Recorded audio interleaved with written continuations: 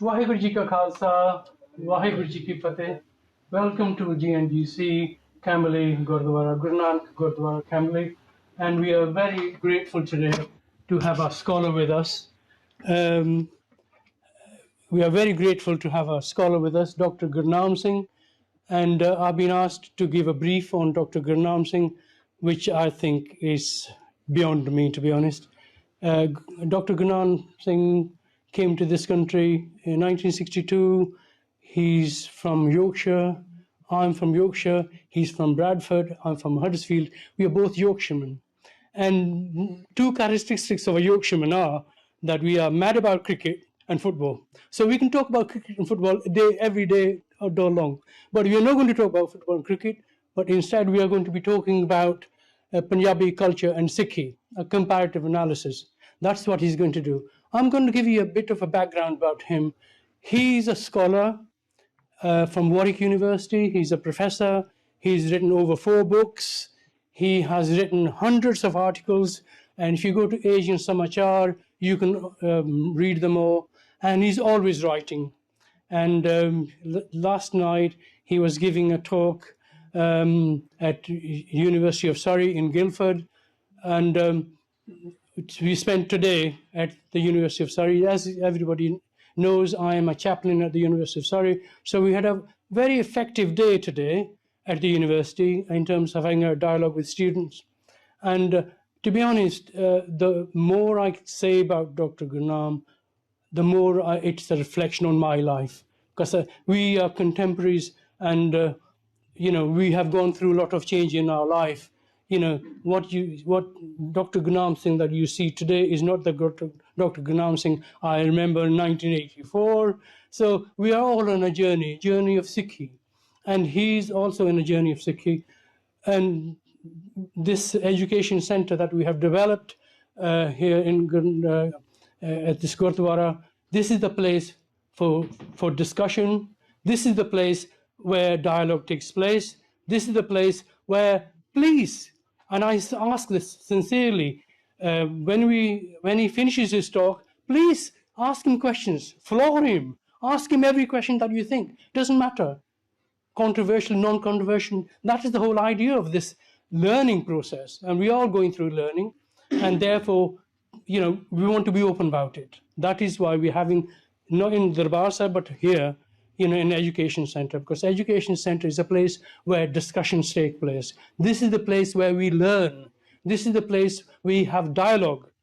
And Guru Nanak Dev Ji had a dialogue with Siddhs, with yogis, Siddh Ghost, Gurbani and Guru Granth Sahib Maharaj. And the more I can talk about that, I can go speak all day about this. I'm passionate. And I can say with hand on my heart, Dr. Gurnam is more passionate than I am. So I'm opening the floor for him to come and please give us a talk on the subject that has been given to you. Thank you very much. Vaheguru Ji Khalsa, Vaheguru Ji Ki Fateh. Vaheguru Ji Ka Khalsa, Vaheguru Ji Ki Fateh. That introduction, it seems like, these boxing matches and then it's just warming you up for a fight. But hopefully this is not going to be a fight. It's going to be more of a dialogue. And, I do often reflect on the method of teaching that Guru Nanak gave us. Because in universities, it's all about how you enable students to learn. And most of us experience learning as kind of violence, really, especially in the Gurdwara, where you just talked at and you just kind of talk down at. I remember when going to Punjabi classes when I was a young lad in Guru Gobind Singh Gurdwara. That was violence. It was threats and it was sticks. And I learnt nothing. Then I don't think Guru Nanak taught like that. Guru Nanak taught Gyan Gosht Charcha Sada. By Gurdas Ji, wherever Guru Nanak went, he had a dialogue. Dialogue is the method of learning and teaching in Sikhi. Yeah? And we've lost that somewhere along the lines. And sometimes it's sad that we have to go out of the darbar to have a dialogue. Kar Kar Andar Dharam Sal. The Dharam Shalan, they were places for dialogue. And I don't know how many of you know, but the Gurus established universities as well. Manjiyan si na, Bai Manjiyan. These were 22 universities. And not only that, some of the equivalents of vice chancellors for one of the universities were women as well. So this was not a dialogue amongst a class of people, these elite. In fact, Sikhi was against this idea that you have this Brahmin kind of elite class. They can talk about the kind of affairs of the bigger questions, the philosophical questions, and the rest of the people just have to follow. Guru Nanak the Sikhi, and in fact that really relates to the idea of Punjabi culture. There's something enduring about Punjabi culture, which has been, I think, affected, impacted by Guru Nanak and the Sikhi kind of philosophy, and we'll talk about that. But the Punjabi culture also is a complex thing. All culture is complex. Is everybody happy for me to speak in English? Punjabi, is anybody want to speak in Punjabi? English, theek hai? Okay. I do find it difficult to switch from one to the other.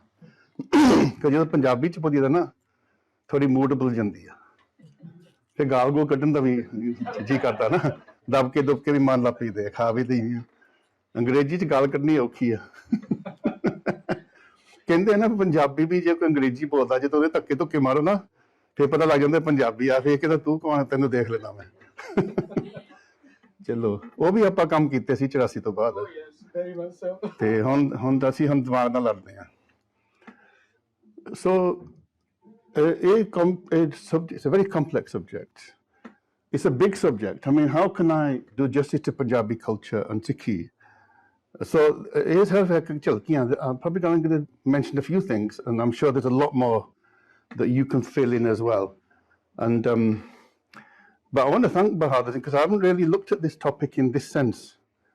Obviously interested in Punjab, and I've written articles on Punjabiyat. What makes Punjab Punjab? And again, that's a really interesting question.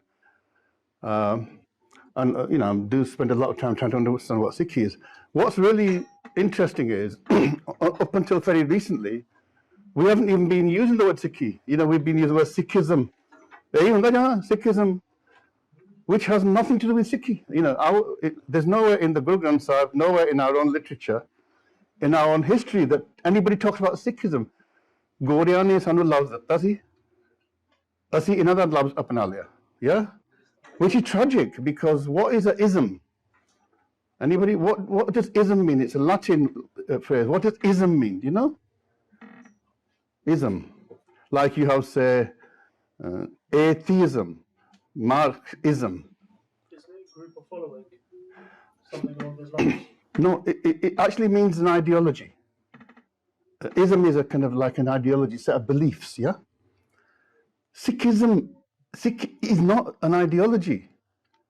Sikhi is much bigger. We say dharam, and dharam means a way of being, a way of living, a way of life. Now that can be informed by some ideas, but it's much more than that, So what we've done is we've condemned, we don't call Christianity Christianism, do we? Why? What about Islam? In fact, the word Islamism is seen as a rude word. It means fanatical, Islamist. We say Islam. So why should we call Sikhism? And they've also like Buddhism as well, Hinduism. And so I think we all need to get the words right. Anyway, that's not really the subject of my talk today. Academics, what we do when we're given a task, we take all the words in the task and then we try to say, let's begin by defining the words. So, because you can't really talk about a topic unless you establish some common understanding, what is it? So, what do we mean by Punjabi? Or what do we mean by culture? And therefore, what do we mean by Sikhi? And once you've established those, then you can begin to do the comparative analysis. Otherwise, ਉਹ ਜਿੱਦਾਂ ਸਾਡੇ ਕਈ ਵਾਰੀ ਕਥਾ ਵੀ ਚੱਲਦੀ ਆ ਇੱਥੇ ਨਹੀਂ ਤੁਹਾਡੇ ਤੱਕ ਗਿਆਨੀ ਬਹੁਤ ਸਿਆਣੇ ਆ ਬਾਕੀ ਕਦੇ ਉੱਧਰ ਨੂੰ ਖਿੱਚ ਲਿਆ ਕਦੇ ਉੱਧਰ ਨੂੰ ਖਿੱਚ ਲਿਆ ਕਦੇ ਨਹੀਂ ਪਤਾ ਇਹਦਾ ਖਿਚੜੀ ਜੀ ਬਣਾ ਕੇ ਸਾਨੂੰ ਦੇ ਦਿੰਦੇ ਆ ਜੇ ਪੁੱਛੀਏ ਗਿਆਨੀ ਜੀ ਨੇ ਅੱਜ ਕੀ ਤੁਹਾਨੂੰ ਸਿਖਾਇਆ ਕਹਿੰਦੇ ਪਤਾ ਨਹੀਂ ਲੱਗਦਾ ਤਾਂ ਸੋਹਣਾ ਸੀ ਪਤਾ ਨਹੀਂ ਕੀ ਆ ਇਦਾਂ ਹੀ ਆ let's be honest most of us come to the Gurdwara and go away without having advanced our knowledge at all about Sikhi. Is that true? ਇਹ ਧਰਮਸ਼ਾਲਾ ਸੀਗੀਆਂ. These were our learning centres. That's what Gurdwaras were. And Harinder Singh said something from my friend from America. He said, in the olden days, ਜਿਹੜੇ ਦਰਬਾਰ ਹਾਲ ਛੋਟੇ ਹੁੰਦੇ ਸੀਗੇ, ਪਰ ਆਲੇ ਦੁਆਲੇ ਹੋਰ ਕਈ ਕੁਛ ਹੁੰਦੇ ਲਰਨਿੰਗ ਸੈਂਟਰ. ਅੱਜ ਸਾਡੇ ਦਰਬਾਰ ਹਾਲ ਵੱਡੇ ਹੋ ਗਏ, ਇੱਕ ਨਹੀਂ 5 ਦਰਬਾਰ ਹਾਲ. ਤਾਂ ਕਲਾਸਰੂਮ ਜਾ ਕੇ ਤੁਹਾਨੂੰ ਲੱਭਦਾ ਕਦੇ ਪਿੱਛੇ ਜਾ ਕੇ ਠੰਡਾ ਜਿਹਾ ਕਮਰਾ, ਲਾਈਟ ਵੀ ਨਹੀਂ ਲੱਗੀ ਤਾਂ ਉੱਥੇ ਕਲਾਸਰੂਮ ਵੀ ਬੱਚਿਆਂ ਨੂੰ ਬਿਠਾਇਆ ਹੁੰਦਾ. ਸੋ ਅਸੀਂ ਇਹਨੂੰ ਕਹਿੰਦੇ ਪੁਜਾਰੀਵਾਦ. ਸਿੱਖਾਂ ਨੂੰ ਪੁਜਾਰੀਵਾਦ ਤੋਂ ਖਤਮ ਕੀਤਾ ਸੀ. ਰਿਚੁਅਲਿਸਟਿਕ ਵਰਸ਼ਿਪ. ਇਨਫੈਕਟ ਵਰਸ਼ਿਪ ਦਾ ਵਰਡ ਨਾ ਆਪਾਂ ਕਹਿੰਦੇ ਨਾ, the worshippers. What do you do at the Gurdwara? Oh, we go to worship. ਅਸੀਂ ਪੁਜਾਰੀ ਹਾਂ. Worship me? Do we come here to worship? ਅਸੀਂ ਤਾਂ statues ਨੂੰ worship ਕਰਨ ਆਉਂਦੇ ਹਾਂ. What do we come here for? ਗਿਆਨ ਪ੍ਰਾਪਤ ਕਰਨ ਲਈ. To learn. ਗਿਆਨ is learn. So Sikhi is, the definition of Sikhi is to learn. Sikhi Sikhya Gurvichar. Sikhi. Shiksha. Shiksha is the word from Sanskrit, means to gain knowledge, to gain understanding, to gain wisdom. Shikshya-leni. Shikshya-leni. Okay, that's what Sikhi comes, Shikshya-leni. So let's see what we can do with these then.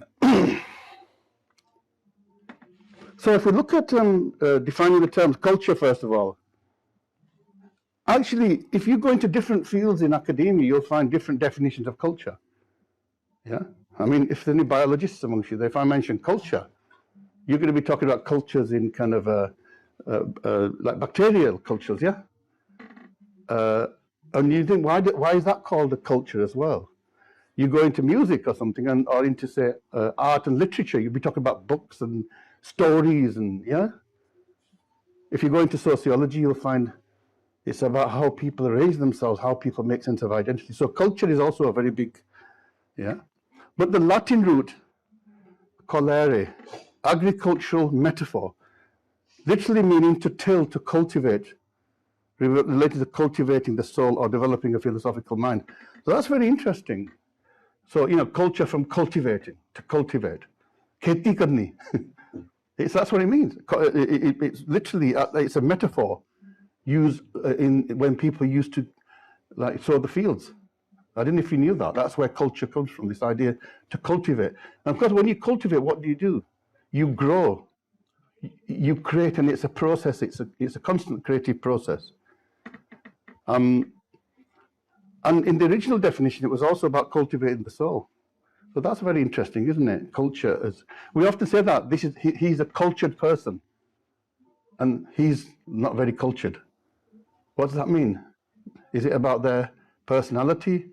It's about the way they look at the world. Yeah. So again, an interesting way of thinking about culture differently. The most famous and foundational academic definition was provided by the English anthropologist Edward Burnett Taylor in 1871 in his book Primitive Culture. And this is what he said: culture is that complex whole which includes knowledge, belief, art, morals, law, custom, and any other capabilities and habits acquired by man as a member of society. It's a big list, isn't it? So all of those things. So if we were really going to do service to this kind of task, then we would have to look at all of those aspects. So we can only touch on some of those. But in the classical sense, it often refers to refinement. Somebody becomes cultured. They become refined. Education. Often we associate culture with being more educated. Things like classical music, fine art, literature, and theatre. Here, culture is seen as being sophisticated, but we also think about culture in terms of dividing people up. Another A culture, another A culture. And we can divide up in terms of ethnicity or gender, maybe in terms of class. We say high culture and low culture. So it's used in terms of subcultures as well. If you think about within certain groups, they will have their own group identities, their own behaviors. So that could be like a subculture, maybe like a rap culture, or a particular, I don't know, some of these cults almost have their own culture as well, yeah, different cults. And in fact, it's in the cult and culture actually have the same root, yeah? A cult can have its own culture, its own mannerisms, its own beliefs, its own ways of doing things. Culture is the very base, its very nature is dynamic. That's probably why biologists use this culture to talk about bacteria. It's constantly changing. We can accept that. The culture doesn't stand still. Can we accept that? That it's sometimes it changes very slowly, but other times it goes very quick. If you think about the last 4 or 5 years, there's been a phenomenal change in culture. Do you know what that might be related to in the last 4 or 5 years? Globally, phenomenal, particularly in universities, but in schools, AI, the advent of artificial intelligence. It was only about Charles Kellogg, yeah?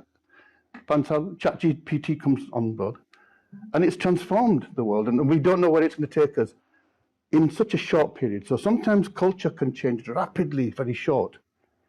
Other times it can just stay the same for centuries.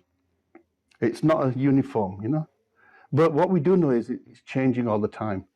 So the Punjabi culture of 1,000 years ago isn't the same as the Punjabi culture of 500 years ago, of the Punjabi culture at the different periods of the Gurus, and the Punjabi culture of today, yeah? It's not the same. So we've got to be careful that we're not talking about something that's fixed in space and how our culture might be in the future. So what do we mean by Sikh or Sikhs? So we've kind of got a sense of what is a Punjabi culture. What about the Sikhs?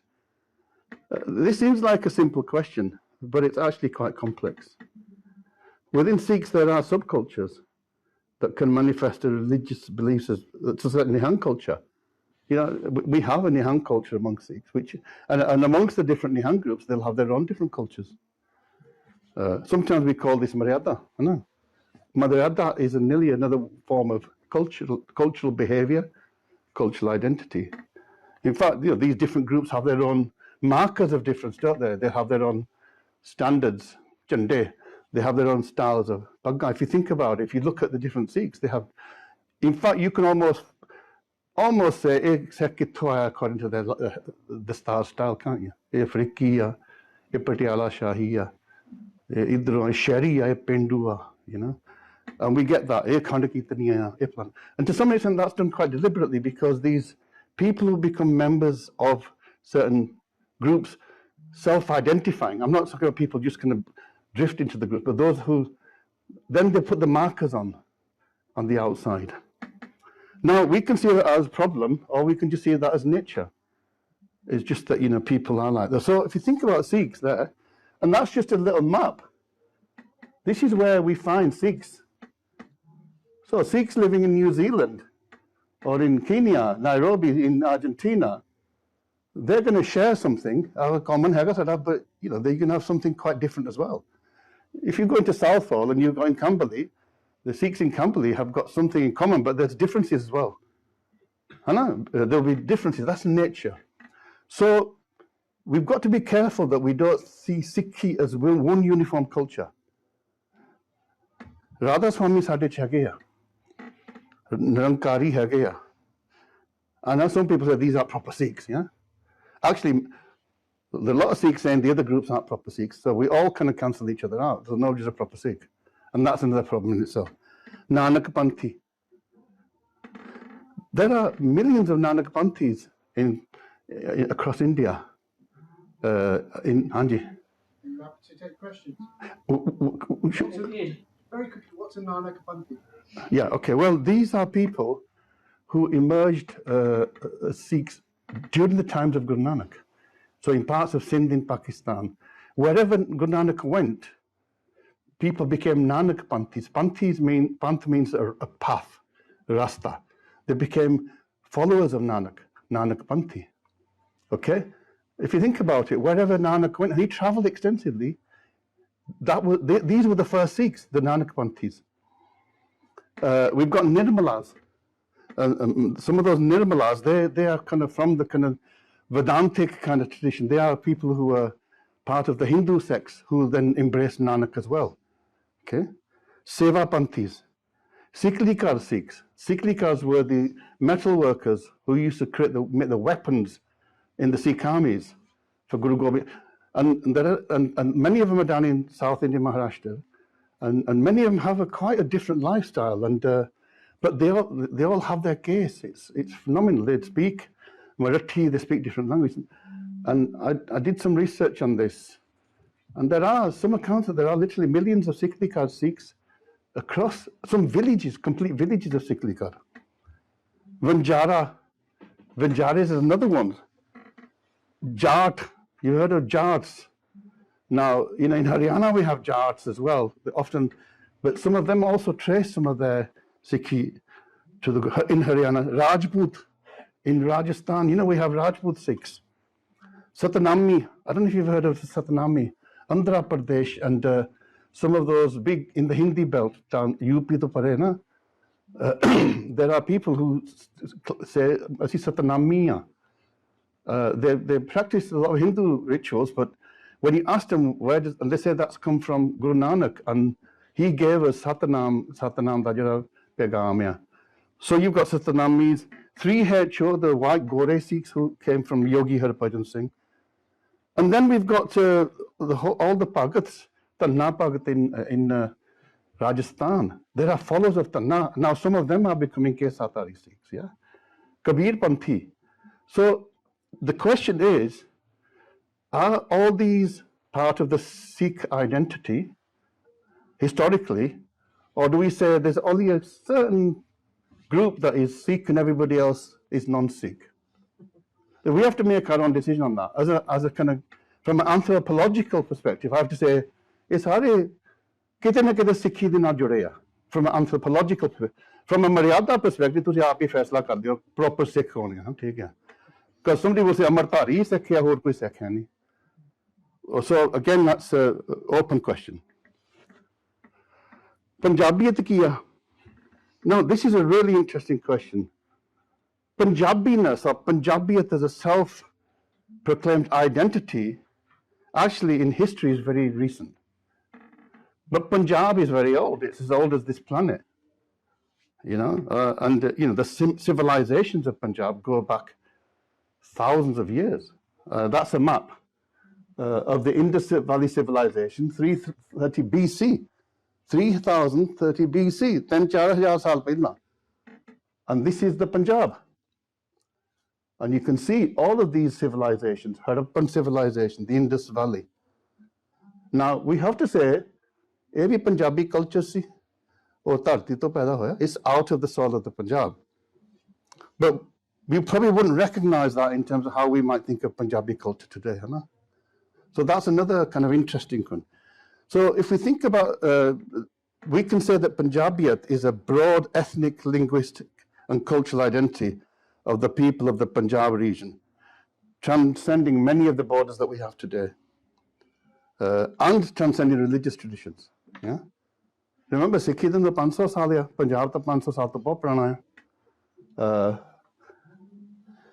But key aspects of Punjabiyat, I think, is there's a natural geography.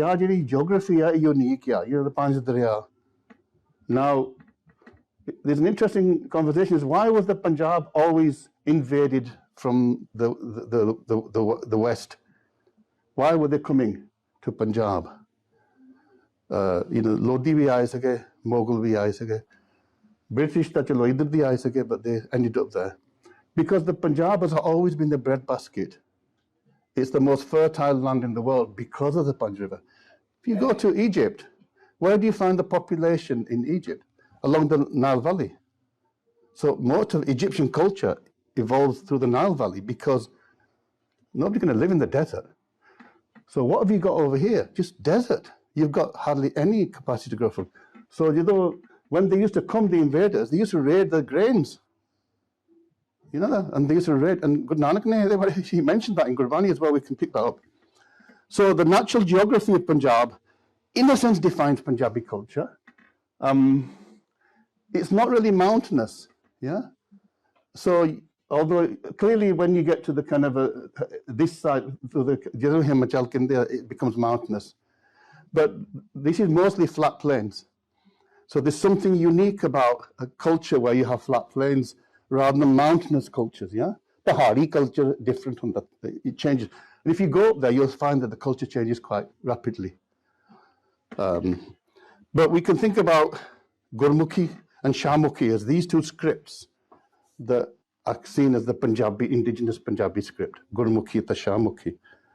But we think about the folk traditions, Kissa, Bhangra, Gidda, Punjabi khana, that's something, isn't it?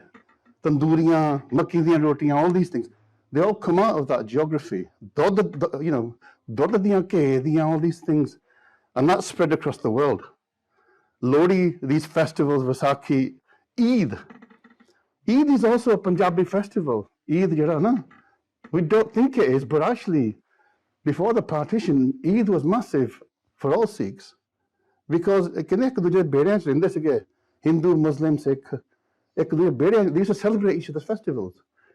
In fact, some of those boundaries were not that clear. Now that's changed now since partition and since maybe modern times, but it wasn't always the case. Folklore, we have a shared folklore, and then historical, the nature, the roots, the Harappan Indus civilization, influenced by Vedic, Buddhist, Arabic, Persian, Islamic, Sufi, Christian, Western influence.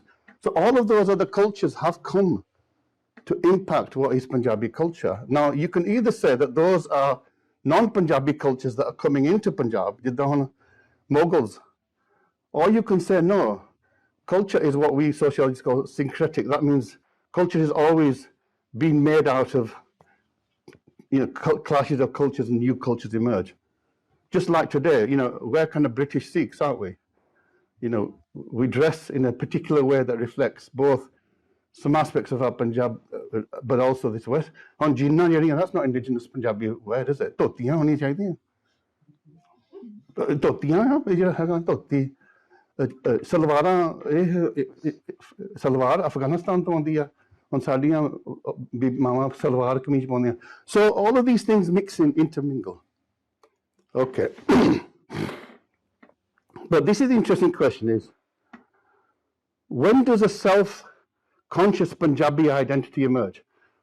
As opposed to Punjab just being a land of rivers, of peoples. At what point does somebody say, proud to be Punjabi, or self-identifies? And you can do research into literature, but here's a reference from the History of the Sikhs by K. Singh, Oxford University Press. It was published in '63. The Punjab, being the main gateway into India, was fated to be the perpetual field of battle and the first home of all conquerors. The Silk Road and all these things. Few invaders, if any, brought wives with them. And most of those who settled in their conquered domains acquired local women. So they were, and that's what often happens with migrants, with invaders, but also with migrants. It's the young men folk that go because they can work, and then they tend to settle down and they take wives. Sikhs have done that. Some of the early migrants, German guys, they started to marry German women or others. Some of them would do it pakke hon waste, but some made their lives. This mingling of racial strains of the Iranian, the Central Asian, and the Aryan produced a people who are fiercely independent, warlike, and intensely individualistic. So, sada genetics bhi jehda bahut mix hai. Assi bahut ralme hain. And if you don't believe me, just look around the room.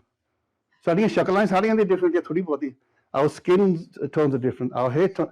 That means that there's all, if you go to the northern part of Punjab, Majewal, utte blue eyes bahut milde thonu. Blue eyes. Because although northern influences both, yeah. China to be influences. So we are a very mixed, we think we know, we've got pure breeds, but ਸਾਡੇ ਚ ਕੋਈ ਅਸੀਂ ਰਲਵੇਂ ਹੀ ਆ ਸਾਰੇ. I know ਸਾਨੂੰ ਹਾਸਾ ਹੁੰਦਾ, but ਅਸਲੀਅਤ ਇਹ ਆ, because these invaders came. But it was left to Guru Nanak, Dev Ji says, and his 9 successors to harness the spirit of tolerance and give it a positive content in the shape of Punjabi nationalism. So ਉਹ ਕਹਿੰਦਾ Punjabi identity Guru Nanak ਤੋਂ ਹੀ ਸਾਨੂੰ ਮਿਲ ਰਹੀ ਆ. ਪਹਿਲਾਂ ਨਹੀਂ ਸੀਗੀ. Invasion ਹੁੰਦੇ ਸੀ, ਲੁੱਟ ਖਸੁੱਟ ਹੁੰਦੀ ਸੀ, ਪਰ ਜਿਹੜੀ ਪੰਜਾਬ ਦਾ ਜਿਹੜਾ ਪੋਜ਼ਿਟਿਵ ਇੱਕ ਆਈਡੈਂਟੀਟੀ ਆ ਉੱਥੋਂ ਮਿਲਦੀ ਆ. Okay, we'll come back to that. So ਹੁਣ ਸਿੱਖੀ ਤੇ ਆ ਗਈ ਹੈ. ਸਿੱਖੀ ਕੀ ਆ? Often the common definition is a monotheistic religion founded by Guru Nanak in the 15th century Punjab. We can contest that. I don't know if it's polytheistic or monotheistic. I think we're not neither of the both. Sada hori principle hega. But let's just keep that. But we believe in ek onkar, or unity of all species, all everything, ekta, the unity of all existence. Ek jab sahab jo na, ek hai, anek hai, fir ek hai.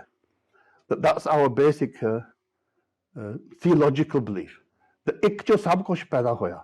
Sara universe ek jo paida hoya. जी जंत सब कुछ एक चो पैदा होया सो इनू तुसी एक ओंकार कह दो जा इनू राम कह दो जा इनू परमात्मा कह दो जा मौजी कह दो ठीक है पर गुरु ने कहा था कोई ना है नहीं there's no name for that we believe in selfless seva honest labor and a reflection on the divine नाम जपना है ना किरत करनी वंड शक्ल ये साडा बेसिक हैगा जे तुसी ना पंजाबी कल्चर देखो ਤੁਹਾਨੂੰ ਇਹ ਸਾਰੀਆਂ ਚੀਜ਼ਾਂ ਲੱਭਣੀਆਂ ਇਨ ਫੋਕ ਟ੍ਰੈਡੀਸ਼ਨਸ ਮੈਂ ਦਿਖਾਉਂਗਾ ਇਹ ਸਾਨੂੰ ਸਾਰੀਆਂ ਚੀਜ਼ਾਂ ਲੱਭਦੀਆਂ ਸੋ ਤੁਸੀਂ ਕਹਿ ਸਕਦੇ ਹੋ ਵੀ ਇਹ ਗੁਰੂ ਸਾਹਿਬਾਂ ਨੇ ਇਹ ਨਹੀਂ ਵੀ ਕਿਤੇ ਉੱਪਰ ਸਮਾਨ ਤੋਂ ਲਿਆ ਕੇ ਤੁਹਾਨੂੰ ਦੇ ਦਿੱਤੀਆਂ ਪਰ ਗੁਰੂ ਸਾਹਿਬਾਂ ਨੇ ਉਹ ਜਿਹੜੀਆਂ ਪੋਜ਼ਿਟਿਵ ਐਸਪੈਕਟਸ ਆਫ ਲਾਈਫ ਜਿਹਦੇ ਨਾਲ ਪ੍ਰੋਡਕਟਿਵ ਐਸਪੈਕਟ ਜਿਹਦੇ ਨਾਲ ਭਾਈਚਾਰਕ ਸਾਂਝ ਬਣਦੀ ਆ ਉਹ ਸਾਨੂੰ ਦਿੱਤੀਆਂ ਵੀ ਆ ਇਹ ਕੰਮ ਕਰਨੇ ਇਹਦੇ ਨਾਲ ਸਮਾਜ ਵੀ ਚੰਗਾ ਬਣੂਗਾ ਇਹਦੇ ਨਾਲ ਤੁਹਾਡਾ ਜਿਹੜੇ ਲਾਈਫ ਵੀ ਚੰਗੀ ਸੁਧਰੂਗੀ Sikhi and our authority is Guru Granth Sahib. Guru Granth Sahib, as far as I'm concerned, without Guru Granth Sahib, Sikhi है नहीं Guru Granth Sahib तो बगैर ये बहुत इंपॉर्टेंट है जिस Guru Granth Sahib ਨੂੰ कैंसल कर दो फिर Sikhi है नहीं ਆ ਜਿਹੜੇ ਦੂਜੇ ਨਾ ਕਲਟਸ ਆ ਮੈਂ ਪਹਿਲਾਂ ਲਿਸਟ ਕੀਤੀ ਸੀ ਉਹ ਸਾਰੇ ਗੁਰੂ ਗ੍ਰੰਥ ਸਾਹਿਬ ਦੀ ਗੱਲ ਕਰਦੇ ਆ ਉਹ ਕਈਆਂ ਨੇ ਪ੍ਰਕਾਸ਼ ਵੀ ਕੀਤੇ ਕਮਰਿਆਂ ਦੇ ਵਿੱਚ ਉਹ ਹੁਣ ਰਾਧਾ ਸਵਾਮੀ ਆ they have Gat millions of followers ਨਾ ਤੁਸੀਂ ਵਿਆਹ ਉਹ ਸਾਰੀ ਕਥਾ ਗੁਰੂ ਗ੍ਰੰਥ ਸਾਹਿਬ ਚੋਂ ਹੀ ਕਰਦੇ ਆ ਲੰਗਰ ਦੀ ਕਨਸੈਪਟ ਸਭ ਕੁਝ ਪਰ ਉਹਨੂੰ ਥੋੜਾ ਬਹੁਤਾ ਵਿੰਗਾ ਕਰਦੇ ਪਰ ਗੁਰੂ ਗ੍ਰੰਥ ਸਾਹਿਬ ਹਜੇ ਉਹਨਾਂ ਨੇ ਉਹਦਾ ਸਹਾਰਾ ਲਿਆ ਆ ਔਰ ਜੇ ਉਹਨਾਂ ਨੇ ਗੁਰੂ ਗ੍ਰੰਥ ਸਾਹਿਬ ਨੂੰ ਤਿਆਗ ਨਾ ਉਹਨਾਂ ਦਾ ਵੀ ਕੁਛ ਨਹੀਂ ਰਹਿਣਾ ਮੈਨੂੰ ਜਿੱਥੇ ਮੈਨੂੰ ਗੁਰੂ ਦੀ ਕਿਰਪਾ ਹੀ ਹੈ ਕਿ ਜੇ ਇਹ ਚੱਲਦਾ ਵੀ ਆ Sikhi culture then has itself evolved and continues to evolve from Guru Nanak to present. Now, ਤੁਸੀਂ ਕਹਿ ਸਕਦੇ ਆ ਵੀ it was refined, maybe there's different ways to talk about that. So when we get from Guru Nanak to Guru Gobind Singh, it's a different moment in time. The Sikhs are facing different pressures, different challenges. And different moment from Guru Arjan to Guru Har Gobind Pasha. We get militarized. We become a martial. Before that, we were not a martial tradition. So that's a massive cultural shift, isn't it? Shastra Tari Hona. And so, and it evolves. 1984 ਦੇ ਵਿੱਚ ਵੀ ਸਿੱਖਾਂ ਨੇ ਫੇਰ ਸ਼ਾਸਤਰ ਚੁੱਕੇ ਸੀ ਉਦੋਂ ਕਿਰਪਾਨਾਂ ਨਹੀਂ ਚੁੱਕੀਆਂ ਸੀ ਉਹ AK-47 ਚੁੱਕੀਆਂ ਸੀਗੀਆਂ ਹਾਂ ਸੋ ਇਹ ਕਲਚਰ ਸਾਡਾ ਬਦਲਦਾ ਰਹਿੰਦਾ ਬਟ ਦਾ ਬੇਸਿਕ ਪ੍ਰਿੰਸੀਪਲ ਅਸੀਂ ਜ਼ੁਲਮ ਦੇ ਖਿਲਾਫ ਲੜਨਾ ਉਹ ਨਹੀਂ ਬਦਲਦਾ ਹਨਾ ਅਸੀਂ ਭਾਵੇਂ ਸਾਰੇ ਖਤਮ ਹੋ ਜਾਏ ਅਸੀਂ ਜ਼ੁਲਮ ਦੇ ਝੁਕਣਾ ਨਹੀਂ ਹੈਗਾ and that for me still continues as we live in the diaspora. So like most other traditions there are two broad schools of thought. One that emphasizes the importance of tradition, parampara, ਵੀ ਸਾਡਾ culture ਹੈਗਾ ਜੋ ਪੁਰਾਣੇ ਜ਼ਮਾਨੇ ਸੀ ਉਹੀ ਸਾਡਾ culture ਆ everything else is a corruption.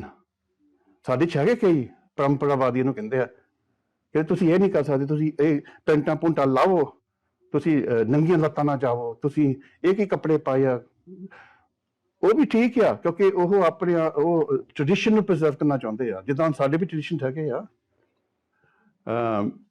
ਪਰ ਉਹ ਲੋਕ ਵੀ ਹੈਗੇ ਆ ਉਹ ਕਹਿੰਦੇ ਵੀ ਸਾਨੂੰ ਮੋਡਰਨਿਟੀ ਦੇ ਵਿੱਚ ਵੀ ਸਿੱਖੀ ਫਿੱਟ ਕਰਨੀ ਪਊਗੀ ਹੁਣ ਕਰਦੇ ਆ ਆਪਾਂ ਮੋਬਾਈਲ ਫੋਨ ਆਪਾਂ ਲੈਂਦੇ ਆ we doing all source Instagram ਪੁਰਾਣੇ ਜ਼ਮਾਨੇ ਥੋੜ੍ਹੇ ਇਹ ਕੰਮ ਹੁੰਦੇ ਸੀਗੇ So things change, the way we cook, the way we eat, the way we sit, the way we do all things. And it's tensions behind it, like the chair issue was a big tension, wasn't it? We saadi parampara si thalle beh ke khanne thalle beh ke par aajkal on disability rights karke you have to think about those things. And Sikhs have travelled across the world. Main naksha dikhaya si thonu. That means ਅਸੀਂ adapt ਕਰਦੇ ਆ ਇਹਨੂੰ ਕਹਿੰਦੇ adaptation. In any scientist you know that no species can survive on this planet unless they adapt.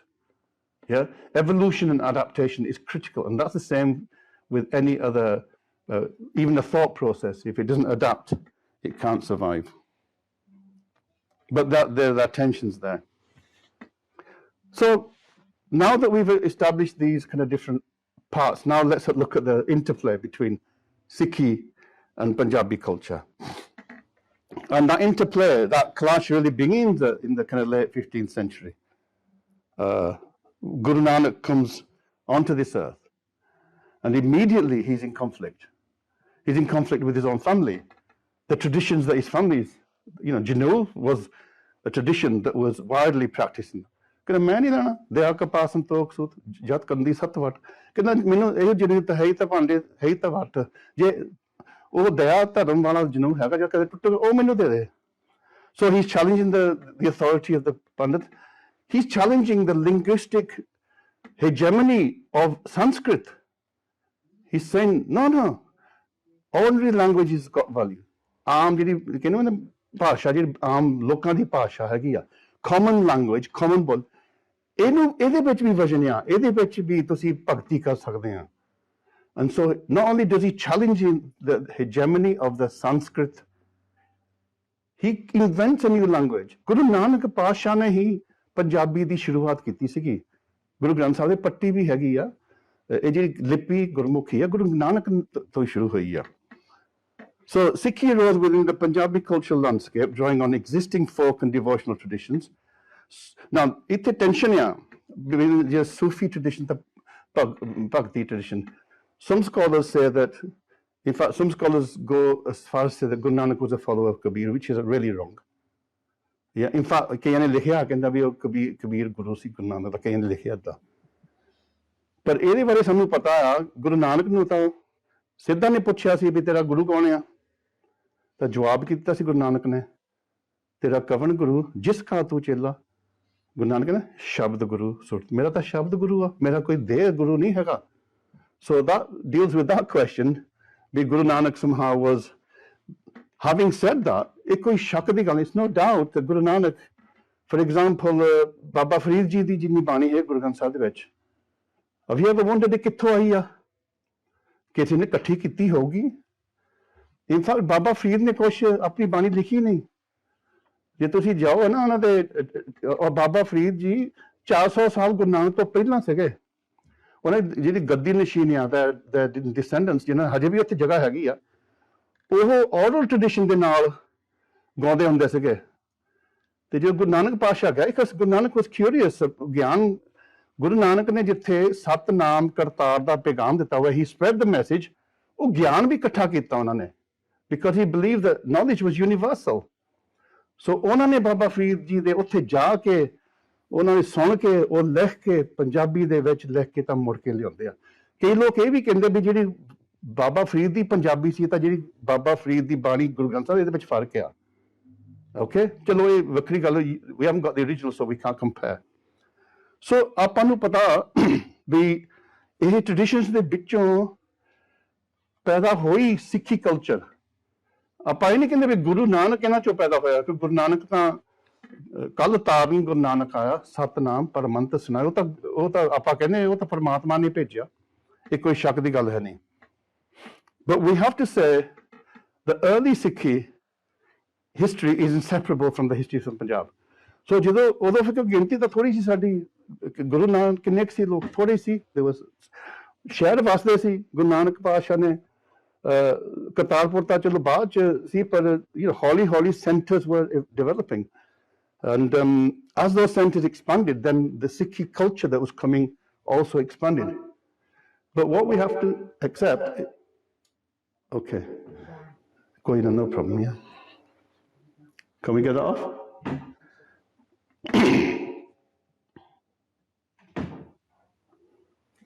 Sikhi also represents a fundamental challenge to Punjabi culture, the prevailing Punjabi culture, because all culture is not bad. All culture is not good. ਬੁਰਾਈਆਂ ਤਾਂ ਸਾਰੇ culture 'ਚ ਆ ਇੱਥੇ ਵੀ ਹੈਗੀਆਂ ਹੀ ਆ ਅਜੇ ਵੀ ਉੱਥੇ ਹੈਗੇ ਡੋਡੇ ਪੀਂਦੇ ਆ ਇਹ ਵੀ ਸਾਡਾ ਕਲਚਰ ਹੀ ਆ ਉਦੋਂ ਵੀ ਚੈਲੰਜਸ ਕੀਤੀਆਂ ਸੀਗੀਆਂ ਜੈਂਡਰ ਤੇ ਚੈਲੰਜ ਕੀਤਾ ਬਹੁਤ ਵੱਡਾ ਉਦੋਂ ਔਰਤ ਨੂੰ ਇੱਕ ਸ਼ੂਦਰ ਤੋਂ ਵੀ ਨੀਵਾਂ ਸਮਝਿਆ ਜਾਂਦਾ ਸੀ ਔਰਤ ਨੂੰ ਤਾਂ ਗੁਰੂ ਨਾਨਕ ਨੇ ਕਿਹਾ ਤਾਂ ਸੋ ਕਿਉ ਬੰਦਾ ਆਖੇ ਜਿਤ ਜੰਮੇ ਭੰਨ ਜੰਮੇ ਭੰਨ ਨਿੰਮੀਏ ਭੰਨ ਮੰਗੇ ਵਿਆਹ ਹੋ ਕਹਿੰਦੇ ਤੁਸੀਂ ਤਾਂ ਔਰਤ ਨੂੰ ਗੰਦੀ ਕਹਿੰਦੇ ਨਾ ਔਰਤ ਤੋਂ ਬਗੈਰ ਤਾਂ ਤੁਸੀਂ ਜੰਮ ਹੀ ਨਹੀਂ ਸਕਦੇ ਤੁਸੀਂ ਜੀ ਨਹੀਂ ਸਕਦੇ ਤਾਂ ਤੁਸੀਂ ਇਹਨਾਂ ਨੂੰ ਗੰਦੀਆਂ ਕਹਿੰਦੇ ਆ that was a massive, ਜਿੱਦਾਂ ਆਪਾਂ ਜਨੇਊ ਦੀ ਗੱਲ ਕੀਤੀ, ਗੁਰੂ ਨਾਨਕ ਨੇ ਕਿਹਾ, ਕਹਿੰਦਾ ਜੇ ਮੇਰੀ ਭੈਣ ਦੇ ਤੁਸੀਂ ਜਨੇਊ ਪਾ ਸਕਦੇ, ਜੇ ਮੈਨੂੰ ਪਾਉਣਾ ਤਾਂ ਮੇਰੇ ਭੈਣ ਦੇ ਵੀ ਪਾਵੋ। He said that. ਉਹ ਕਹਿੰਦੇ ਨਹੀਂ ਇਹ ਬੰਦੇ ਵਾਸਤੇ, ਕਹਿੰਦਾ ਫਿਰ ਮੈਨੂੰ ਨਹੀਂ ਚਾਹੀਦਾ। So Guru Nanak challenges some of the religious traditions. The caste tradition, Guru Nanak says, नीचो अंदर नीच जात, नीची ही अत नीच, नानक तिनका संग साथ वड्या क्यों सारीस, जिथे नीच समालियन उथे तेरी नदर बख्शीश। पंडित ਤਾਂ ਕਹਿੰਦੇ ਸੀ ਜਿਹੜੇ ਚਮਾਰ ਜਾਂ ਜਿਹੜੇ ਸ਼ੂਦਰ ਆ, ਇਹਨਾਂ ਨੂੰ ਕਈ ਜਨਮ ਜੰਮ ਕੇ ਕਦੇ ਫਿਰ ਮੌਕਾ ਮਿਲੂਗਾ। ਤਾਂ ਗੁਰੂ ਨਾਨਕ ਕਹਿੰਦੇ ਨਹੀਂ ਨਹੀਂ, ਰੱਬ ਹੀ ਇਹਨਾਂ ਕੋਲ ਵਸਦਾ ਆ, ਮੈਂ ਵੀ ਇੱਥੇ ਬੈਠਾ ਆ। ਸੋ these were massive challenges. He challenged the Islamic, ਮੁਸਲਮਾਨਾਂ ਨਾਲ ਵੀ ਗੋਸ਼ਟੀਆਂ ਕੀਤੀਆਂ ਗੁਰੂ ਗ੍ਰੰਥ ਸਾਹਿਬ ਦੇ ਵਿੱਚ। there are dialogues with ਮੁਸਲਮਾਨ।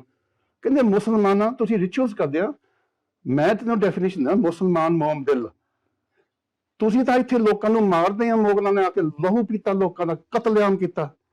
ਤਾਂ ਮੈਂ ਕਹਿੰਦਾ ਜੇ ਤੁਸੀਂ ਅਸਲੀ ਮੁਸਲਮਾਨ ਹੋ, ਤੁਸੀਂ ਮੋਮ ਦਿਲ ਵਾਲੇ ਹੋ, you have compassion in your heart, ਅਸਲੀ ਮੁਸਲਮਾਨ ਹੋ। ਜਾਂ ਜਿਹੜਾ ਲੋਕਾਂ ਨੂੰ ਮਾਰਦਾ ਹੈ ਮੁਸਲਮਾਨ ਨਹੀਂ ਹੋ ਸਕਦਾ। It wasn't a critique of ordinary people, it was a critique of ਜਿਹੜੇ ਇਹਨਾਂ ਦੇ ਧਰਮਾਂ ਦੇ ਠੇਕੇਦਾਰ ਸੀਗੇ, these people. So Guru Nanak is challenging the Islamic culture, he's challenging the Brahmanic culture, ਜਿਹਨੂੰ ਆਪਾਂ ਬ੍ਰਾਹਮਣਵਾਦ ਕਹਿੰਦੇ। He's challenging even the Vedantic worldview. ਅਸੀਂ ਅਜੇ ਸਮਝ ਨਹੀਂ, but ਗੁਰੂ ਨਾਨਕ ਨੇ ਕਲੀਨ ਬ੍ਰੇਕ ਦਿੱਤਾ for the Vedant. ਹੁਣ ਜਿੱਦਾਂ ਹੁਣ ਇਹ ਨਰਕ ਸਵਰਗ ਇਸਲਾਮ ਦੇ ਵਿੱਚ ਨਰਕ ਸਵਰਗ ਗਿਆ ਨਾ, in fact this whole idea of heaven and hell really shapes a lot of culture because people think, oh, it's all about preparing for this. ਬਾਣੀ ਨਰਕ ਸੰਤਨ ਤੋਂ ਰੱਦ ਕਿਆ ਨਰਕ ਕਹਿੰਦੇ ਅਸੀਂ ਮੰਨਦੇ ਨੇ ਨਰਕ ਸਵਰਗ। ਇਹਨਾਂ ਦੇ ਜਿਹੜੇ ਸੀਗੇ ਇੰਦਰੀਆਂ ਤਾਂ ਇਹ ਤਾਂ ਇੱਕ ਅਸੀਂ ਇਹ ਨਹੀਂ, ਅਸੀਂ ਤਾਂ ਸੱਚਖੰਡ ਨੂੰ ਮੰਨਦੇ ਹਾਂ, ਸੱਚਖੰਡ ਇੱਕ ਵਸਤਾ ਆ। ਇਹ ਵੀ ਗੁਰੂ ਨਾਨਕ ਕਹਿਤਾ, ਜੀਵਨ ਮੁਕਤ ਸੋ ਆਖਿਆ ਮਰ ਜੀਵੇ ਮਰਿਆ। ਅਸੀਂ ਤਾਂ ਮੁਕਤੀ ਹੁਣ ਲੈਣੀ ਆ, ਤੁਸੀਂ ਤਾਂ ਮੁਕਤੀ ਦੀ ਗੱਲ ਕਰਦੇ ਮਰਨ ਤੋਂ ਬਾਅਦ। ਸੋ ਇਹ ਬੇਸਿਕ ਫਿਲਾਸਫੀ ਵੀ ਗੁਰੂ ਨਾਨਕ ਨੇ ਚੈਲੰਜ ਕੀਤੀ ਸਾਰੇ ਗੁਰੂਆਂ ਨੇ, ਜਿਸ ਦੇ ਕਰਕੇ ਹੀ ਸ਼ਾਇਦ ਸਿੱਖੀ ਨੂੰ ਪ੍ਰੋਸੀਕਿਊਸ਼ਨ ਵੀ ਪਿਆ। ਗੁਰੂ ਨਾਨਕ ਗੁਰੂ ਅਰਜਨ ਦੇਵ ਨੂੰ ਤਦੇ ਵੀ ਸ਼ਾਇਦ ਤਤੀਆਂ ਤਵੇਂ ਦੇ ਬਿਠਾਇਆ, ਮਾਰਿਆ ਸਿੱਖਾ ਜਗਤ ਵਿੱਚ। ਹੁਣ ਆਪਾਂ ਗੁਰਪੁਰਬ ਮਨਾ ਰਹੇ ਹਾਂ ਨਾ, ਭਾਈ ਗੁਰਦਾਸ ਜੀ ਕਹਿੰਦੇ ਨਾਨਕ ਨਿਰਮਲ ਪੰਥ ਚਲਾ, ਇੱਕ ਨਵਾਂ ਪੰਥ, ਪੰਥ ਕੀ ਇੱਕ ਨਵਾਂ ਰਾਹ, ਇੱਕ ਨਵਾਂ ਰਸਤਾ। ਸੋ ਇਹ ਵੀ ਤੁਸੀਂ ਕਹਿ ਸਕਦੇ ਇੱਕ ਨਵਾਂ ਕਲਚਰ ਆ। This is a new culture because it's a new way of life. If culture is a way of life, then there's no doubt that Guru Nanak is giving us a new way of life. What that is, we have to think about. It calls it Nirmal Panth. The Nirmal Panth and Khalsa Panth means the same thing. Khalas, Nirmal, ਇੱਕੋ ਹੀ ਚੀਜ਼ ਆ। And what it meant was, ਇਹ ਜਿਹੜੀਆਂ ਸਮਾਜਿਕ ਬੁਰਾਈਆਂ ਤੋਂ ਨਿਰਮਲ, ਉਹਨਾਂ ਚੋਂ ਨਿਰਮਲ, ਜਾਤ ਪਾਤ ਦਾ ਕੋੜ, ਅੱਜ ਜਿਹੜੀਆਂ ਆਪਾਂ ਗੱਲਾਂ ਕਰਦੇ ਆ ਨਸ਼ਿਆਂ ਦਾ, ਉਹ ਸਾਰੀਆਂ ਚੀਜ਼ਾਂ ਤਾਂ। ਔਰ ਗੁਰੂ ਨਾਨਕ ਨਿਸ਼ਚਿਤ ਗੁਰੂ ਨਾਨਕ ਸੋਠ ਦੇ ਵਿੱਚ he directly says, ਜਾਲੋ ਐਸੀ ਰੀਤ ਕੀ ਹੁੰਦੀ ਆ? ਰਸਮ ਰਿਵਾਜ ਹੁੰਦੇ, ਰੀਤਾਂ, cultural practices. ਜਾਲੋ ਐਸੀ ਰੀਤ ਜਿਤ ਮੈਂ ਪਿਆਰਾ ਵਿਸਰੈ। Burn those practices that connect, that connects one, that disconnects one from the divine. ਜਿਹੜਾ ਵਿਸਰ ਜਾਵੇ ਪਰਮਾਤਮਾ। ਨਾਨਕ ਸਾਈ ਪਲੀ ਪ੍ਰੀਤ ਜਿਤ ਸਾਹਿਬ ਸੇਤੀ ਪਤ ਰਹੇ। Nanak, that love is good which preserves my honor with my master. So Guru Nanak ਨੇ ਕਿਹਾ ਵੀ ਜਿਹੜੀਆਂ ਰੀਤਾਂ practices go against ਜੋ ਮੈਨੂੰ ਪਰਮਾਤਮਾ ਨੇ ਦੱਸਿਆ ਵੀ ਸੱਚ ਕੀ ਆ, ਉਹਨੂੰ ਸਾੜ ਦੋ। I'm not bothered, ਭਾਵੇਂ ਜਿੰਨਾ ਮਰਜ਼ੀ ਟ੍ਰੈਡੀਸ਼ਨ ਹੋਵੇ। ਉਹ ਕਿਹਾ ਵੀ ਸਤੀ, ਜਿਹੜੀ ਸਤੀ ਨਹੀਂ ਸੀ, ਸਤੀ ਗੁਰੂਆਂ ਨੇ ਸਤੀ ਨੂੰ ਵੀ ਕੰਡੈਮ ਕੀਤਾ, ਜਿਹੜੀ ਸੈਂਚਰੀਜ਼ ਆਫ ਪ੍ਰੈਕਟਿਸ ਸੀਗੀ। ਹੋਰ ਆਪਾਂ ਗੱਲਾਂ ਕੀਤੀਆਂ ਹੋਈਆਂ, ਕਾਸਟ ਸਿਸਟਮ ਬਹੁਤ ਵੱਡਾ ਸੀਗਾ। So if we look at the Mughal period and the rise of the Khalsa, so ਇਹ ਤਾਂ ਸ਼ੁਰੂਆਤ ਤੋਂ ਹੋ ਗਈ challenge. So Guru Nanak is both challenging the prevailing Punjabi culture, but he's also redefining the Punjabi culture, and he's creating a Punjabiyat which transcends different faith groups. Yeah, ਮੁਸਲਮਾਨ ਵੀ ਬਾਬੇ ਨਾਨਕ ਨੂੰ ਮੰਨਦੇ ਆ, ਪਾਕਿਸਤਾਨ ਦੇ ਵਿੱਚ ਉਹ ਵੀ ਝੁਕਦੇ ਬਾਬੇ ਨਾਨਕ ਨੂੰ। ਪੰਜਾਬ 'ਚ ਕੋਈ ਵੀ ਹਿੰਦੂ ਉਹ ਵੀ ਕਹੂਗਾ ਵੀ ਅਸੀਂ ਗੁਰੂ ਨਾਨਕ ਨੂੰ ਮੰਨਦੇ ਆ। So Guru Nanak कहता हिंदुओं का मुसलमानों का पीर भाई गुरदास जी हिंदुओं का गुरु वैसे वो जगत गुरु सीगे जाहर पीर जगत गुर बाबा जिथे जगत की गल होवे उत्थे कोई एक ग्रुप का नहीं हुंदा सो ये भी बहुत बड़ी गल सीगी But if we look at the Mughal period and the rise of the Khalsa, we see quite a historical change here. The persecution of not only the Sikhs, remember when Guru Tegh Bahadur Ji were commemorating, it was of people. ਉਹ ਤਾਂ ਕਸ਼ਮੀਰੀ ਪੰਡਤਾਂ ਨੇ ਕਿਹਾ ਸੀ ਵੀ ਸਾਨੂੰ ਵੀ ਇਹਨਾਂ ਨੇ ਖਤਮ ਕਰਨਾ ਚਾਹੁੰਦੇ ਆ ਤੇ ਉਦੋਂ ਫਿਰ ਗੁਰੂ ਤੇਗ ਬਹਾਦਰ ਜੀ ਉੱਠੇ ਸੀ ਕਹਿੰਦੇ ਵੀ ਚਲੋ ਠੀਕ ਹੈ ਅਸੀਂ ਕੁਰਬਾਨੀ ਦੇਣ ਨੂੰ ਤਿਆਰ ਆ for freedom of conscience, freedom of belief, freedom of faith. And after the beheading of Guru Tegh Bahadur Ji, Guru Gobind Singh Ji ਨੇ ਫਿਰ ਖਾਲਸਾ ਤਿਆਰ ਕੀਤਾ ਕਹਿੰਦਾ ਹੁਣ ਗੱਲਬਾਤ ਦੇ ਨਾਲ ਨਹੀਂ ਗੋਸ਼ਟੀਆਂ ਦੇ ਨਾਲ ਨਹੀਂ ਸੁਧਰਨਾ ਹੁਣ ਸਾਨੂੰ ਸ਼ਸਤਰ ਚੁੱਕਣੇ ਪਊਗੇ created a distinct socio-political and military identity. This is when ਸਾਨੂੰ ਸੰਤ ਸਿਪਾਹੀ ਦੀ ਅਸਲੀ ਜਿਹੜੀ ਸੰਤ ਸਿਪਾਹੀ ਦੀ identity becomes consolidated. ਵੈਸੇ ਤਾਂ ਗੁਰੂ ਨਾਨਕ ਤੋਂ ਹੀ ਅਸੀਂ ਸੰਤ ਸਿਪਾਹੀ ਹਾਂ ਗੁਰੂ ਹਰਗੋਬਿੰਦ ਪਾਤਸ਼ਾਹ ਵੀ ਸੰਤ ਸਿਪਾਹੀ ਸੀਗੇ ਪਰ ਗੁਰੂ ਗੋਬਿੰਦ ਸਿੰਘ ਦੇ ਟਾਈਮ ਤੇ ਇਹ ਜਿਹੜੀ ਆਈਡੈਂਟੀਟੀ ਖਾਲਸਾ ਜਦੋਂ ਤਿਆਰ ਕੀਤਾ ਸੀ ਇੱਕ ਸੰਤ ਸਿਪਾਹੀ ਇੱਕ ਨਵੀਂ ਸਾਨੂੰ new identity was given to us another very important moment in that kind of rupture in that dramatic change and then ਆਪਾਂ ਜੇ ਰਣਜੀਤ ਸਿੰਘ ਦੇ ਰਾਜ ਦੀ ਗੱਲ ਕਰੀਏ this was a period that was led by a Sikh emperor who was some people say he was a Sher Punjab some people say he was but it was a Sikh kingdom it was a Sikh kingdom because the rulers of the kingdom were Sikhs but Ranjit Singh had a very inclusive policy there he patronized all the faiths he was a very clever ruler ਉਹਨੇ ਮੰਦਰ ਵੀ ਬਣਾਏ ਸਜਾਏ ਗੁਰਦੁਆਰੇ ਵੀ ਸਜਾਏ ਮਸੀਤਾਂ ਵੀ ਸਜਾਈਆਂ he kept all the religions close to him and there was quite a lot of tolerance and ਉਹਨਾਂ ਨੇ ਸ਼ਾਹਮੁਖੀ ਤਾਂ ਗੁਰਮੁਖੀ ਨੂੰ ਵੀ ਕਾਫੀ ਉਦੋਂ ਪ੍ਰਭਾਵਿਤ ਕੀਤਾ and I don't know if you know that if you can read the book of Leitner's work under Ranjit Singh there was literacy in 95% literacy in Punjab male and female 30 years after the British annexed Punjab 30-40 years it went down to 30% because ਉਹਨੂੰ ਪਤਾ ਸੀਗਾ ਇਹ ਪੜ੍ਹੀ ਲਿਖੀ ਕੌਮ ਹੋਈ ਤਾਂ ਇਹਨਾਂ ਨੇ ਰਾਜ ਮੁੜ ਕੇ ਲੈ ਲੈਣਾ ਇਹਨਾਂ ਨੂੰ ਪਹਾੜੀ ਬਣਾ ਦੋ there was a famous qaida of Ranjit Singh Shahmukhi ਚ ਵੀ ਸੀ ਤਾਂ ਗੁਰਮੁਖੀ ਚ and the policy was that everybody should be literate so that's another important thing we tend to think of Punjabis as they ਮੋਟੇ ਦਿਮਾਗ ਆ they're a bit thick but that wasn't always the case these are deliberate government policies ਅੱਜ ਵੀ ਜੇ ਪੰਜਾਬ ਦਾ ਜਿਹੜਾ education system ਜੇ ਡਾਮਾਡੋਲ ਹੋ ਗਿਆ ਨਾ it's not because ਅਸੀਂ ਨਹੀਂ ਚਾਹੁੰਦੇ ਐਜੂਕੇਸ਼ਨ ਇਨਫੈਕਟ ਸਾਡੇ ਤਾਂ ਬਾਹਰ ਹੀ ਜਾਈ ਜਾਂਦੀ ਦੁਨੀਆ ਜਿੱਥੇ ਵੀ ਪੈਸੇ ਲਾ ਕੇ ਕਿਤੇ ਸਾਨੂੰ ਇੱਥੋਂ ਵੀ ਐਜੂਕੇਸ਼ਨ ਨਾਲ ਯੂਨੀਵਰਸਿਟੀਆਂ ਭਰੀਆਂ ਪਈਆਂ ਬਿਕਾਜ਼ ਸਰਕਾਰਾਂ ਨੂੰ ਪਤਾ ਇਹ ਖਾਲਸੇ ਇਹ ਜੇ ਸਿੱਖ ਜੇ ਪੜ੍ਹ ਲਿਖ ਗਏ ਜਿਹੜੀ ਦਿਮਾਗ ਵਰਤਣ ਲੱਗ ਪਏ ਨਾ ਫਿਰ ਇਹ ਨਹੀਂ ਰਾਜ ਕਰ ਲੈਣਾ ਡੰਡੇ ਦੇ ਨਾਲ ਤਾਂ ਆਪਾਂ ਇਹਨਾਂ ਸਿੱਧੀ ਤੇ ਸੁਧਾਰੀ ਜਾਗੇ ਦਿਮਾਗ ਦੇ ਨਾਲ ਦੀ ਡੰਡਾ ਤਾਂ ਇਹਨਾਂ ਕੋਲ ਹੈ ਗਿਆ ਕਦੇ ਦਿਮਾਗ ਆ ਗਿਆ ਤਾਂ ਫਿਰ ਤਾਂ ਉਹ ਮੇਰੀ ਪੀੜੀ ਦਾ ਦੋ ਹੀ ਸਿਧਾਂਤ ਵਿੱਚ ਲਾਓਗੇ ਫਿਰ but Ranjit Singh led to a renaissance of Punjabi culture of music of in darbara de vich he had the rababis and all these things and that's another important thing ਇਹ ਜਿਹੜਾ ਰਬਾਬੀ ਕਲਚਰ ਸੀ ਗੁਰੂ ਨਾਨਕ ਤੋਂ ਹੀ ਚੱਲਦਾ ਸੀ ਧਾਰਮਿਕ ਸਥਾਨਾਂ ਦੇ ਵਿੱਚ ਰਬਾਬੀ ਸਟ੍ਰਿੰਗਡ ਕੀਰਤਨ ਮੁਸਲਮਾਨ ਕਰਦੇ ਸੀਗੇ and it was in 47 partition ਤੋਂ ਬਾਅਦ ਵੀ ਇਹ ਕੰਮ ਬੈਨ ਕਰਤਾ ਸੀਗਾ ਕਰਕੇ all the hatred that came out of 47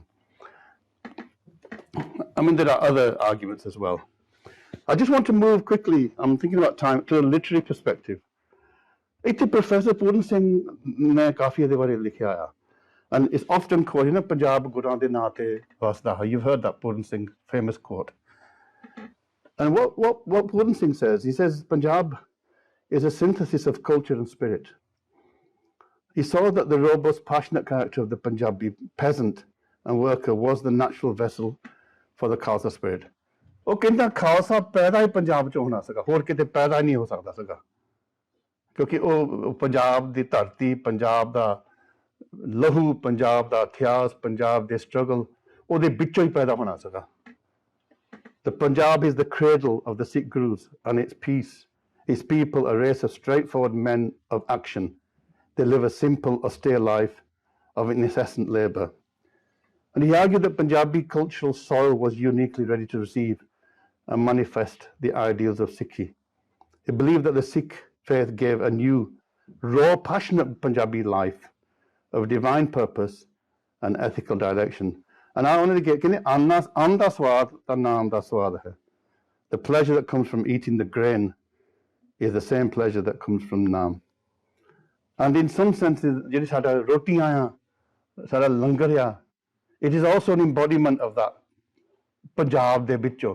So I think that, I know that we want to modify the langar, put pizzas in and all that, but we should not forget ਅੰਨ ਦਾ ਸਵਾਦ ਤਾਂ ਨਾਮ ਦਾ ਸਵਾਦ। ਜਿਹੜਾ ਸਾਡਾ ਪੰਜਾਬ ਦਾ ਅੰਨ ਆ ਨਾ, ਜਿਹੜਾ ਸਾਡੇ ਪੈਦਾਵਾਰ ਆ, ਉਹ ਆਪਣੇ, we should keep that as well. So ਮੱਕੀ ਦੀਆਂ ਰੋਟੀਆਂ ਵੀ ਚੱਲਣੀਆਂ ਚਾਹੀਦੀਆਂ, ਸਰੋਂ ਦਾ ਸਾਗ ਵੀ ਚੱਲਣਾ ਚਾਹੀਦਾ। So just going to finish quickly. Other literary references. Guru Granth Sahib ਤਾਂ ਹੈਗਾ literary reference, ਉਹਦੇ ਵਿੱਚ ਪੰਜਾਬੀ ਸੰਤ ਭਾਸ਼ਾ language amongst the verses, Sufi Bhagt, the Hindu Bhagts, show that Sikhis was embedded in the regional culture, ethical and linguistic milieu, but also it was much broader, the canvas of Sikhi, because Honjida Pipa Bhagtiya, he was from Bengal, Obi Landia, so there were some Bhagts from Maharashtra. So Punjabi becomes an inclusive culture, which has been now redefined by the Gurus, by Sikhi. ਇੱਕ ਖੁੱਲੇ ਦਿਲ ਵਾਲਾ culture ਆ। ਅੱਜ ਵੀ ਤੁਸੀਂ ਦੇਖ ਸਕਦੇ ਆ, ਤੁਸੀਂ ਨਾ ਕਦੇ ਹੋਲੇ ਮਹੱਲੇ ਨੂੰ ਜਾਵੋ ਉੱਥੇ ਪੰਜਾਬ 'ਚ, ਤੇ ਤੁਹਾਨੂੰ ਸਾਰੇ ਪੰਜਾਬ ਦੇ ਵਿੱਚ ਤੁਹਾਨੂੰ ਲੋਕੀ ਉੱਥੇ ਰੋ ਕੇ ਲੰਗਰ ਛਕਾਉਂਦੇ ਆ। Have you seen that? ਉਹ ਸਾਰੀ ਪਾਸੇ you can't go more than 5 miles without them stopping you to give you langar. Can you tell me anywhere in the world where in the whole country you would see that? So there's something about our ਜਿਹੜਾ ਲੰਗਰ ਹੈ ਨਾ, I think that is uniquely Sikhi and uniquely coming from the Punjabi culture. Langar, the concept. Sikh ਜਿੱਥੇ ਵੀ ਜਾਂਦਾ, ਪਹਿਲਾਂ ਉਹ ਲੰਗਰ ਤਿਆਰ ਕਰਦਾ। Even Gurdwara ਉਹ ਲੰਗਰ ਤਿਆਰ ਕਰਦਾ ਪਹਿਲਾਂ, ਸੰਗਤ ਪੰਗਤ, ਹੈ ਨਾ। Historical ਗੁਰੂ ਗ੍ਰੰਥ ਸਾਹਿਬ ਦੀ ਗੱਲ ਕਰ ਸਕਦੇ ਹਾਂ। ਪੰਜਾਬ ਦਾ ਜਿਹੜਾ ecology ਆ, the nature of Punjab. There's so many metaphors of water in the Guru Granth Sahib. Of fish. Now, we don't really think of many fish in Punjab, but when the rivers were flowing properly, fish were in abundance in Punjab. There were huge fish markets. So, machi da bahut on there. The bird life, the Gurus mentioned nature a lot. And so we can see how the geography, the ecology of Punjab is also, in some sense, is part of Sikhi culture, part of the Gurbani. I said earlier on that Guru Nanak Pasha, he challenged the Mughals, up in Babar Bani, but he also makes a historic, he said, Lahore, Sheher, Jaher, Kair, Seva, Pair. Ek koi poetry nahi hai. He is eyewitness to the way in which Lahore was sacked by the Mughals. Because Lahore nu destroy karta si, jidan aaj Gaza nahi, like Gaza. That's what the Mughals did. They destroyed Lahore because Lahore was a place of resistance to the invaders. Lahore has always been this pivotal place. That's why in partition, Lahore was not given to the Sikhs because they knew je ko Lahore inda. The intellectual power utthe Lahore de vich sigi. Ta Delhi nu inna ne fateh kar dena saga. So Lahore pare karta. Just quickly, Punjabi Kissa. Heer Ranja. Now, some people say, Heer Ranja ki Sikhi de bilkul nahi. But, the narrative ya Heer Ranja de vich. Waris Shah, who was a Sufi Muslim, who's written that. And it became very popular because the themes of selfless love, devotion, and resistance, themes that resonate with, and even maybe prefigure the deep devotion of the Sikh faith. Sikhi ਦੇ ਵਿੱਚ ਵੀ ਇਹ themes ਹੈਗੀਆਂ ਆ. And again, going back to Professor Puran Singh, called Ranja a Sikh of the Guru. ਉਹ ਕਹਿੰਦਾ metaphorically ਉਹ ਕਹਿ ਰਿਹਾ. He's not saying that he was, but he's saying in some sense Ranja represents because he has characteristics within him that embody the culture of Punjabi that yearned for Guru Nanak's arrival. And Bhai Gurdas ji, Suni Pakar Datar Prabh, Guru Nanak Jag Mahe Pataya. This is really interesting because what Bhai Gurdas ji is saying, he says, Punjab de vich bahut zulm si, bahut ag si, bahut agyanta si. फिर रब ने पकार सुनी पंजाबियां दी भी सानू बचा लो तुसीं फिर परमात्मा ने गुरु नानक भेजिया ਉਹੀ ਪੁਕਾਰ ਹੀ ਰਾਂਝਾਂ ਦੇ ਵਿੱਚੋਂ ਵੀ ਤੁਹਾਨੂੰ ਮਿਲਦੀ ਆ ਵੀ ਇੱਥੇ ਜ਼ੁਲਮ ਕੀ ਹੋ ਰਿਹਾ So Punjab was awaiting for the Gurus to come. The people demanded his birth here. And much of Punjabi folk tradition is bringing these kind of issues that the Gurus then take on. ਇੱਥੇ ਆਪਾਂ ਅਬਦੁੱਲਾ ਖਾਨ ਭੱਟੀ ਦੀ ਗੱਲ ਕਰ ਸਕਦੇ ਹਾਂ Dulla Bhatti I'm sure ਤੁਸੀਂ ਲੱਕੜੀਆਂ ਬੰਨਦੇ ਆ ਨਾ Dulla Bhatti hands up if you do ਲੱਕੜੀਆਂ yeah well this comes from Dulla Patti. He was a Muslim Patti clan. He was from Patti clan 16th century, but what's interesting, he was a contemporary of Guru Arjan. I'll mention that in a minute, but he's seen as the kind of Robin Hood, protector of the poor and the girls as well. That's why we have the ਭੈਣਾਂ ਨੂੰ ਹਨਾ ਵੀ ਦੁੱਲਾ ਭੱਟੀ ਨੇ ਭੈਣਾਂ ਨੂੰ protect ਕੀਤਾ ਸੀਗਾ ਉਹ ਸੋ ਦੁੱਲਾ ਭੱਟੀ ਸਾਰਾ ਦਾ ਭਰਾ ਬਣ ਗਿਆ ਸੀਗਾ ਸੋ ਅਸੀਂ ਜਦੋਂ ਤੁਹਾਡੀਆਂ ਭੈਣਾਂ ਤੁਹਾਡੇ ਬੰਨ੍ਹਦੀਆਂ ਨਾ ਤੁਹਾਨੂੰ ਦੁੱਲਾ ਭੱਟੀ ਬਣਾਉਂਦੇ ਆ I don't know if you knew that ਤੁਹਾਨੂੰ ਦੁੱਲਾ ਭੱਟੀ ਸਮਝਦੇ ਆ it goes back to that and he was a Muslim. Now this is another interesting thing. We tend to think that the Mughals were the Muslims who then, as it were, oppressed the non-Muslims. But actually, many Muslims were fighting against the Mughals as well. And Dulla Patti was one of them. He was a Muslim. Abdullah ji, but he Mughals de khilaf ladya saga. He led a revolt, a guerrilla campaign against the centralized land revenue tax policies of the Mughal emperor. Again, just like Robin Hood. You know, so the emperors were taking, they were getting jizya tax. And he said, nahi, nahi hone dena. And so he's trying to challenge that. Now, what's interesting is he was hung in Lahore in 1599. Although Akbar was the emperor, which we tend to say Akbar was a really decent guy.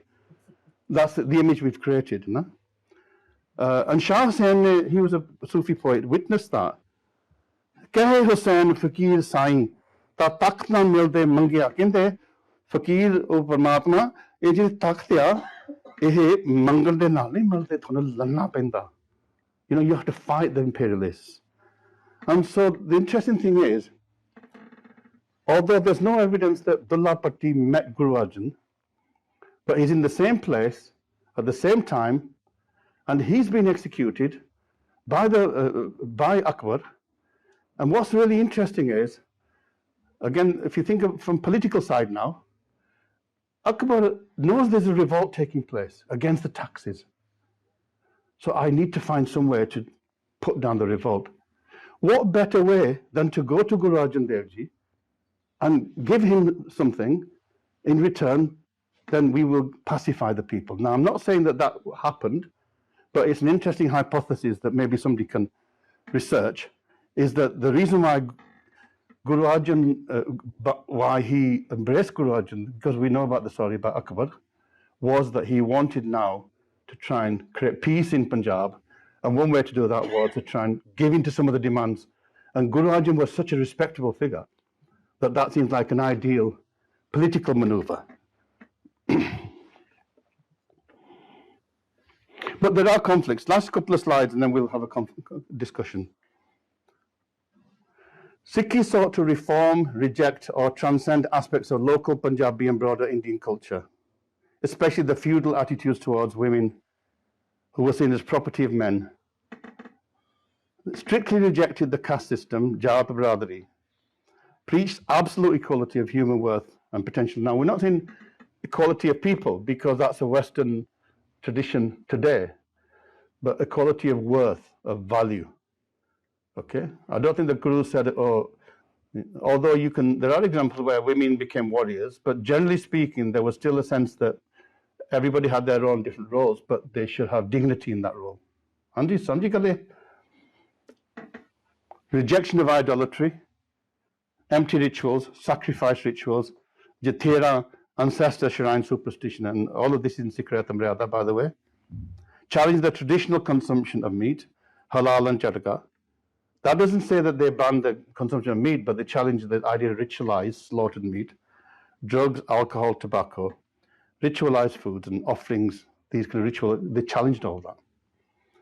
The contradiction is, though, that many Punjabi Sikhs may follow certain cultural practices like caste considerations, consumption of alcohol and drugs, and still visit shrines still to this day, even though all those things have been challenged by the Gurus. So we can understand, you can maybe get a theory as to why. So just to conclude then, Punjabi culture, this is a geographic, linguistic and historical container. It's pluralistic, it's rooted in centuries of tradition, thought, culture also evolves, so it's not fixed. The Punjabi culture even of today is different to the Punjabi culture when I came as a 2-year-old in 1962. In fact, I've just been to Jalandhar now and it's like you're in half of Dubai there, there's skyscrapers everywhere. It's really confusing. Sikhi, the ethical, spiritual and moral core, it's a revolutionary, often anti-traditional force for equality and justice, defining Gurbani and Sikh Maryada. The contrast, Sikhi often critiques the cultural practices it was born into, leading to a constant tension between the cultural self and identity, bound in time and space. What I'm saying here is that, on the one hand, we will, as katha bhi karunge, we will critique caste system nahi hona chahiye. But ਜਦੋਂ ਸਾਡੀ ਬਾਰੀ ਆਉਂਦੀ ਹੈ, when it's our turn, ਅਸੀਂ ਬੱਚਿਆਂ ਨੂੰ ਬਿਆਉਣਾ, ਫਿਰ ਅਸੀਂ ਕਹਿੰਦੇ ਨਹੀਂ ਜੀ, ਸਾਨੂੰ caste ਚਾਹੀਦਾ. So maybe that's part of Punjabi culture of today, or Sikhi culture. It's a contradiction there, we deal with that. Gurumukhi, Bani and Bana are essential to Sikh identity. Thought, though Sikhs have demonstrated special capacity to blend this with cultural identities of their adopted lands.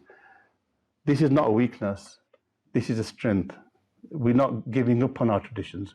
We're taking our traditions into a world that's changing.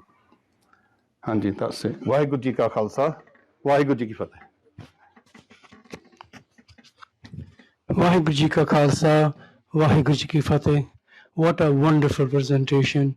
You know, every time I hear Dr. Gurnam Singh, I'm inspired. I'm sure you all guys are. And honestly, from the deepest of my heart, as a Sevadar in GNGC Gurdwara Camberley, I'm really grateful for him to come down and do this presentation. It was arranged very, very quickly, so possibly we didn't do enough advert and whatever, but you know, it's being streamed so people can listen to it. And what I would like to do, and I would request this institution to call him again, again and again. And more times he comes here with the different topics, I think it will inspire us. It will inspire the youth, because that is at the end of the day, and whether we like it or not, everything can't be done in Punjabi.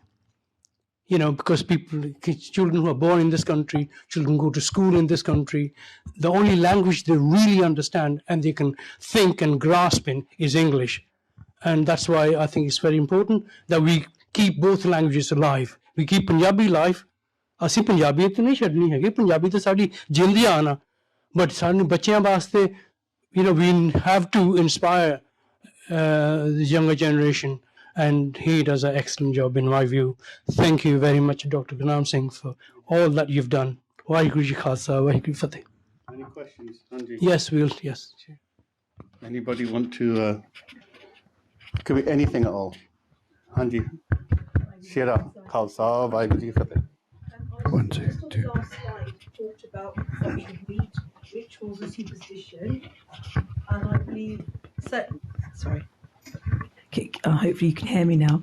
I'm also born and bred in this country, and I've noticed for the last 20 to 30 years this whole concept of our youth going towards a certain tribal, call it Nahangism, etc. I'm also the daughter of a Nahang Singh, but the whole thing about superstition, rituals, and the consumption of meat, I'm assuming that was a reference to Guru Sahib's Ret Mirada. I didn't say consumption of meat, I just said of ritualized. Yeah, there's a difference between that. I got to spend a whole month in Hajur Sahib in 2017, and I personally saw, and I was quite shocked about it. I'm just talking about my own personal view. of goats being chopped up, and the whole, I would call it masandapura, manishpura. So that is a ritualistic. Well, that's based on sacrificial, old sacrificial practices, yeah? Again, that's something that Guru says, we don't do, these do child sacrifices, but okay? So we're not into these things. We're not into pleasing the gods by sacrificing anybody.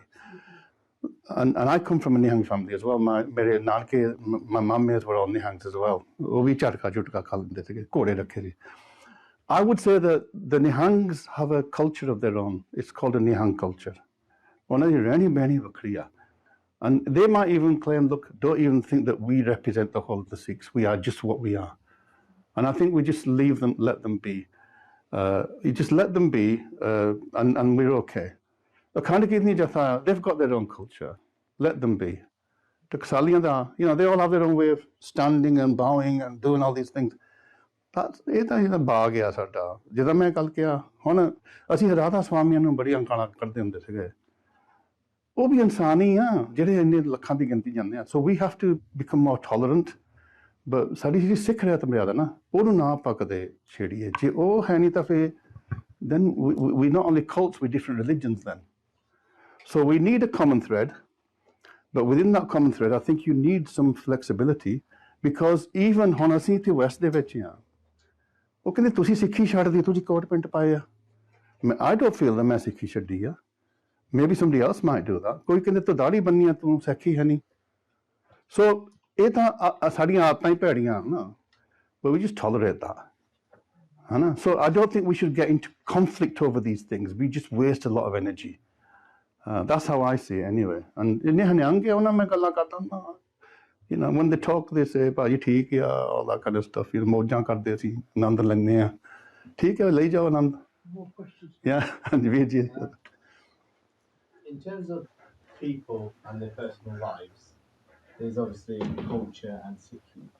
But in terms of a Gurdwara and an institute, as Dharmshala, as you said earlier, where does the role of culture play in that? That's a good question. I mean, let's take a very concrete example of that.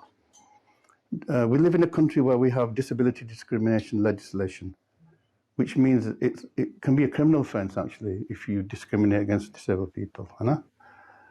And that's created lots of conflict in that Gurdwara around, oh, you can't put benches in the hall, you can't bring wheelchairs in and all these things. But you know, a creative Gur Sikh finds solutions to these things.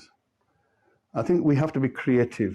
So being creative means that we uphold our traditions, but we also realize that we can, it's like, you know, bending the rules. There's a difference between breaking the rules and bending the rules, isn't there? And I don't know if there's a mystery here, but you know, ek ਤਾਂ ਦਾ ruler ਜਿਹੜਾ ਸਿੱਧਾ ਹੁੰਦਾ, that can only measure flat surfaces, and ek ਤਾਂ ruler ਜਿਹੜਾ ਬਿੰਗਾ ਹੋ ਜਾਂਦਾ, you can measure. We have to become a bit more flexible. But not flexible to the point where we break the rule. So you've done that in the hall there. ਤੁਸੀਂ ਚੇਅਰਾਂ ਡਾਹਤੀਆਂ because ਉਹ ਕਹਿੰਦੇ ਚੇਅਰਾਂ ਨਹੀਂ ਡਾਹਣੀਆਂ ਚਾਹੀਦੀਆਂ but you bent the rule. You said ਅਸੀਂ we'll keep it on one level. Chair ਥੱਲੇ ਆ ਗਈ ਲੰਗਰਾਂ ਦੇ ਵਿੱਚ ਵੀ ਇਹੀ ਹੋਇਆ ਸੀਗਾ ਕਹਿੰਦੇ ਜੀ ਕੁਰਸੀਆਂ ਭੰਨ ਦਿਓ ਹੁਣ ਕੀ ਬਹੁਤਿਆਂ ਕਿਹਾ ਵੀ ਇੱਥੇ ਜਿਹਨੇ ਥੱਲੇ ਬਹਿਣਾ ਬਹਿ ਜਾਓ ਜਿਹਨੇ ਕੁਰਸੀ ਤੇ ਬਹਿਣਾ ਕੁਰਸੀ 'ਤੇ ਬਹਿ ਜਾਓ ਕਈ ਨੇ ਕਿਹਾ ਕੁਰਸੀਆਂ ਚੱਕ ਦਿੰਦੇ ਟੇਬਲ ਉੱਚੇ ਕਰ ਲੈਂਦੇ ਆ This is being creative. So if we are to survive into the future, we have to be able to adapt, but not to the point where we forget our principles. So that means we have to be clear what our Siddhant hai. The problem is a lot of people have these secondary kind of cultures, subcultures, and we say, "Eh, sadi Siddhant ya." Nahi, eh, sadi Siddhant. Nahi, eh, thode subculture ya. Even different families, we don't eat the same food. We all have our own ways of eating the food. ਇਹ ਸਾਡੇ ਆਪਣੇ ਆਪਣੇ ਹੁੰਦੇ ਆ even the Nihangs not all the Nihangs have the same ਕੋਈ ਇੱਦਾਂ ਫਲ ਦੇ ਲਾਉਂਦੇ ਕੋਈ ਇੱਦਾਂ ਕਰਦੇ ਕੋਈ ਉੱਧਰ ਨੂੰ ਜਾਂਦੇ ਕੋਈ ਉੱਦਾਂ ਕਈ ਨੇ ਬਿੰਗੀਆਂ ਪੱਗਾਂ ਇੱਧਰ ਨੂੰ ਲਾਈਆਂ ਉਹ ਆਪਣੇ ਆਪਣੇ ਆ ਇਹ ਕੋਈ ਸਿਧਾਂਤ ਨਹੀਂ ਹੈਗਾ so let's not confuse Sikhi ਸਿਧਾਂਤ which comes from Guru Granth Sahib which the scholars have enshrined in Sikh Riat ਜੇ ਉਹਦੇ ਵਿੱਚ ਖਰਾਬ ਆ ਕੁਛ ਤਾਂ ਚੇਂਜ ਕਰ ਲਓ ਪਰ ਇਕੱਠੇ ਕਰੋ and I think you're okay Sikh Riat is not a perfect document But without that, we are nothing. It's really important. Even सारे लोग कहना खंड की तीनों टकसालियां सारे को सिख रहे हैं तुम्हारे ज़्यादा थोड़ी जान है ਜੇ ਇਹ ਨਹੀਂ ਹੋਈ ਤਾਂ ਤੁਹਾਨੂੰ ਵੀ ਕਿਸ ਨੇ ਪਛਾਣਨਾ. It's really important.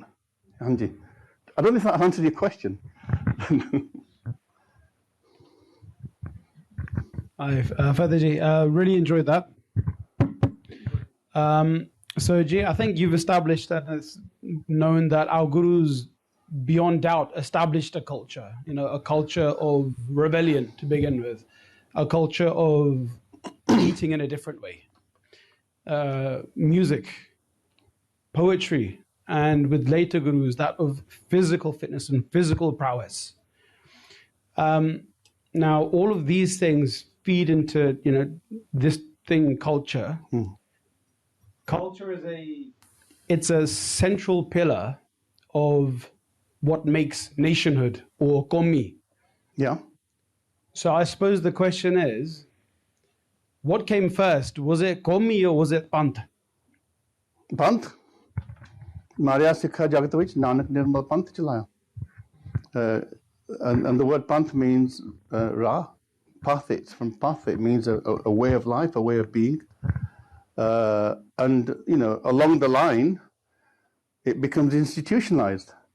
Guru Arjan Dev Ji creates the Guru Granth Sahib. We've got the authority of the Darbar Sahib now. Guru Gobind Singh Ji creates the Khalsa. So there's a solidification of that original idea, and that's because of history, of the circumstance. But the Gurus also responded to the Punjabi culture. That's my point. That ਜਿਹੜੀਆਂ ਬੁਰਾਈਆਂ ਸੀ culture ਦੇ ਵਿੱਚ. That's why I said, that's why Gurdas say Guru Nanak ਨੂੰ ਮਿੱਟੀ ਧੁੰਦ ਜਗ ਚਾਨਣ ਹੋਆ. ਸਤਿਗੁਰੂ ਨਾਨਕ ਪ੍ਰਗਟਿਆ. ਉਹ ਮਿੱਟੀ ਜਿਹੜੀ ਧੁੰਦ ਕੀ ਸੀ ਉਹ ਧੁੰਦ? Ignorance, ਅਗਿਆਨਤਾ, violence, ਜਿਹੜੀ ਕਿ centuries old. It was traditions that had no moral basis to them. ਇਹ ਜੀ ਪਰੰਪਰਾਵਾਂ ਆ. ਜਾਲੋ ਐਸੀ ਰੀਤ. ਸਾੜ ਦੋ. But it wasn't a Talibanization. That's the key thing. The Gurus were never interested in the Taliban kind of top-down authoritarianism. This is the pure life. In fact, quite the opposite. Guru Tegh Bahadur Ji gives his life for people to practice their own way of life. Okay, so it's not a kind of a cultural revolution like you had in China, but it was a revolution anyway, yeah? And even non-Sikhs in India still look up to the Gurus because ਇਹਨਾਂ ਨੇ ਸਾਨੂੰ ਰਾਹ ਦਿਖਾਇਆ. ਅਸੀਂ fail ਹੋ ਗਏ ਹਾਂ, but ਇਹਨੇ ਰਾਹ ਦਿਖਾਇਆ. I think we have to accept that. We failed the Gurus. We failed their test. I accept it. Yeah? There's a very good book, Sikh Revolution. I think everybody. Yeah. Excellent book that describes everything what we talk about. Just discuss in detail, the Sikh Revolution, how it took place, what happened, everything. And it starts, like you said, from Guru Nanak. I mean, the way that this is captured really, for me, is Guru Nanak condemns the Janu. He said, I don't want anything to do with the Janu. And Guru Tegh Bahadur Ji gives his head for the Janu. For me, that captures the Sikhi essence. Yeah? That we're principled, but we'll also give our life for you to uphold your principles, whatever they are. As long as they don't impede on other people. That's the key principle. Hanji, somebody else. Hanji, Virji. Thank you very much, sir, for this very informative talk.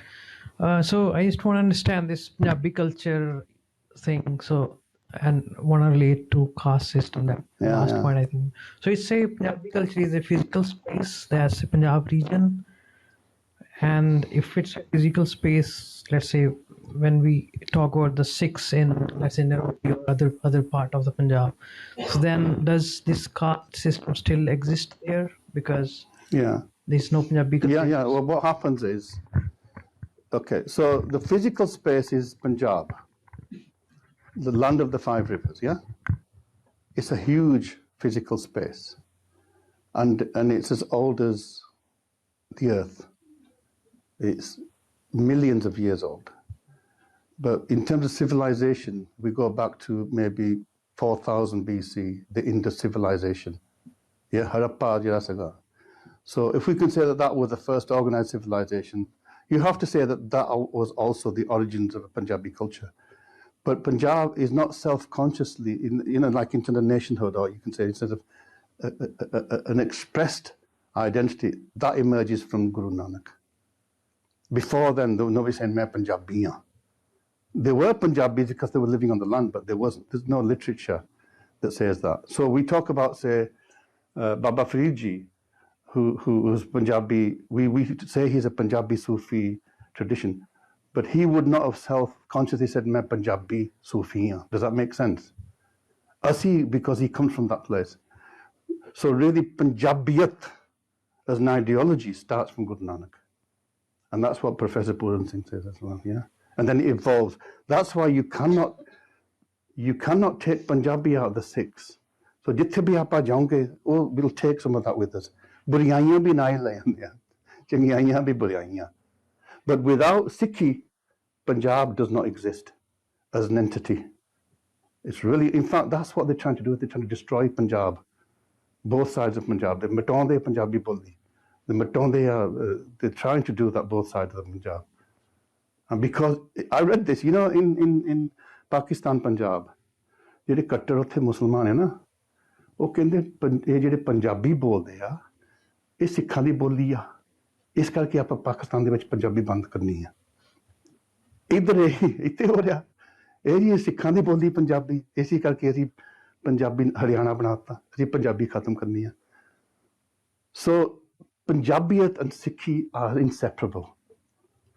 I think that's because that's where the identity comes from. Yeah, the geography has always been there. Does that kind of make sense? Yeah. Let's say somebody is in UP or other part of the Punjab, so still they have this caste system, means from research evidence, like because now they are not physically in that space. So let's say they are following Sikhism, Sikhi culture. So within Sikhi culture, they should not go for. That's what I'm saying. So it's not part of Sikhi culture, but it's still part of that Punjabi culture. Or Chimbria. And that's how it is, yeah. So you said that the two are inseparable, but if you were to go to parts of Kenya today, you'll see Gurdwara run by African Gale, essentially, who have got zero connection or zero understanding of the Tarti of Punjab, and they practice Sikhi in a truest, purest form, as well as anyone from Amritsar might do. But there's no cultural connection between the two. No, there is. Because in that Gurdwara is Guru Granth Sahib. The Guru Granth Sahib is in Gurmukhi. That's not the culture. Well, Gurmukhi is also part of our Punjabi tradition. Gurmukhi. Okay? You can find Guru Granth Sahib in Shamukhi as well. The Punjabi language as we understand it now is inseparable from Sikhi. Okay, so wherever Punjabi goes, Sikhi, even those Gurdwara, they still have something that defines them, which is coming from our Gurus, from our Sikhi culture, which came from the Punjab. We're not completely redesigning them. In fact, what's amazing is wherever you find a Sikh, you'll feel a cultural bond with them, which is not of that place. It's of Sadi Guru Di Tarti. So that will never go, but it might water down over time because even in Punjab, that culture is changing. Yeah. You say that Guru Tarti, that's right. Yeah. Oh. Go on. But then you have like Guru Gobind Singh Ji, who was born in Patna Sahib. Spent a lot of time in Huzur Sahib in other parts of India, even like Dandamar Sahib and that, they're all outside. So growing up, we were always taught that Sikhi and Punjabi are two separate things. We were never told that they are the same thing. And we always treated Gurmukhi separate from Punjabi.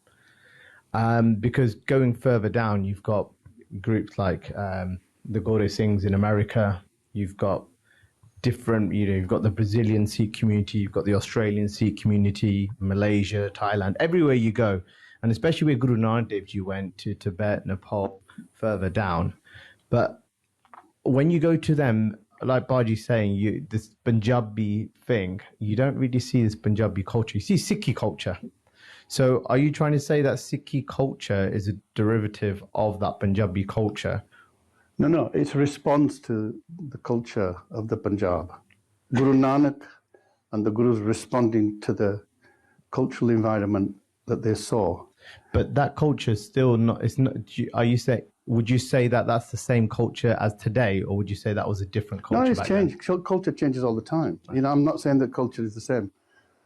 All cultures will change as we spread across the world. If you go to, say, Italy or Europe, they're still, in fact, you could be in Punjab if you go to some of those places. Oh, Like name Southall. aya, okay? Name aya, all right? So there's a variation, but there's a thread. That thread is there, which is the Guru Granth Sahib. Guru Granth Sahib भी पंजाब चों पैदा होया. Guru Nanak Dev Ji उदासियां करके कित्थे मुड़ के आए सके? करतारपुर जाके वो he came back home. उत्थे खेती कीती करतारपुर दे विच. So Guru Nanak एक पंजाब दा पुੱਤ ਸੀ. ਉਹ ਤਾਂ ਸੀ ਜਗਤ ਗੁਰੂ ਪਰ ਪੰਜਾਬ ਦਾ ਵੀ ਪੁੱਤ ਸੀਗਾ. ਇਹ ਮੇਰੀ ਆਪਣੀ ਫੀਲਿੰਗ ਹੈਗੀ ਆ. ਉਹਨੂੰ ਆਪਣਾ ਮੋਹ ਸੀ ਉਸ ਧਰਤੀ ਦੇ ਨਾਲ, you know. But then you have like Guru Gobind Singh Ji, who didn't spend that much time. No, ਉਹ ਤਾਂ ਠੀਕ ਆ, but there were other reasons for that. Yeah. Even then they didn't spend a lot of time. Oh, yeah, but there were geopolitical reasons. ਅਸੀਂ ਵੀ ਹੁਣ ਪੰਜਾਬ ਤੋਂ ਬਾਹਰ ਹਾਂ. ਇਹਦਾ ਮਤਲਬ ਸਾਡਾ ਮੋਹ ਟੁੱਟ ਗਿਆ ਪੰਜਾਬ ਨਾਲ. You know, so there are reasons why we're here. I mean, I don't know how many of you ever think of going back to Punjab. I wish I could go back to Punjab, but when I go there, I don't recognize the culture. It's probably more westernized than we are. Yeah, Angie, yeah. Thank you. Thank you for such an insightful talk, firstly. My question's around, as a Gurdwara, if you even think about everybody in this room right now, they'll have different upbringings, different things they will accept as this is Punjabi culture. And I'm just wondering, as a Gurdwara, how do we educate people and bring the Sangat with us when we are trying to make that distinction between this is cultural or this is like red and this is within red, but trying to bring people with us in the fact that people don't, because if they've done things all their lives, accepting that this is the way we've done things, and then we are saying to them as a Gurdwara, this is actually the wrong path in terms of, it could be just a ritual, it could be a tradition. And I'm just wondering how we would try and engage the Sangat to bring them with us rather than sort of be like, you're doing something wrong. I think what we shouldn't do is like just proclaim and say, banda, nahi, oh nahi, that's Taliban culture. That's nothing to do with Sikhi culture. We started off, Sikhi is about dialogue. So if there are issues, for example, on Diwali has nothing to do with Sikhi, but it has a lot to do with Punjabi culture. We have to admit that. So the question is, how do you negotiate that without perverting our principles? And we've done that. We've said it's bandi shor.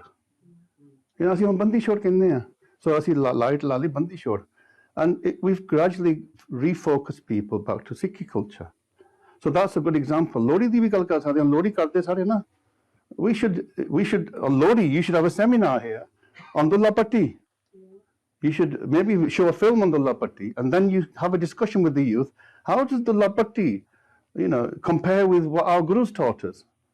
Yeah, go on. And say Paji. Yeah. Sorry, and so I think you do it issue by issue, but what you don't do is have a fight over it. You have an educated, thoughtful, constructive approach to these things. Yeah.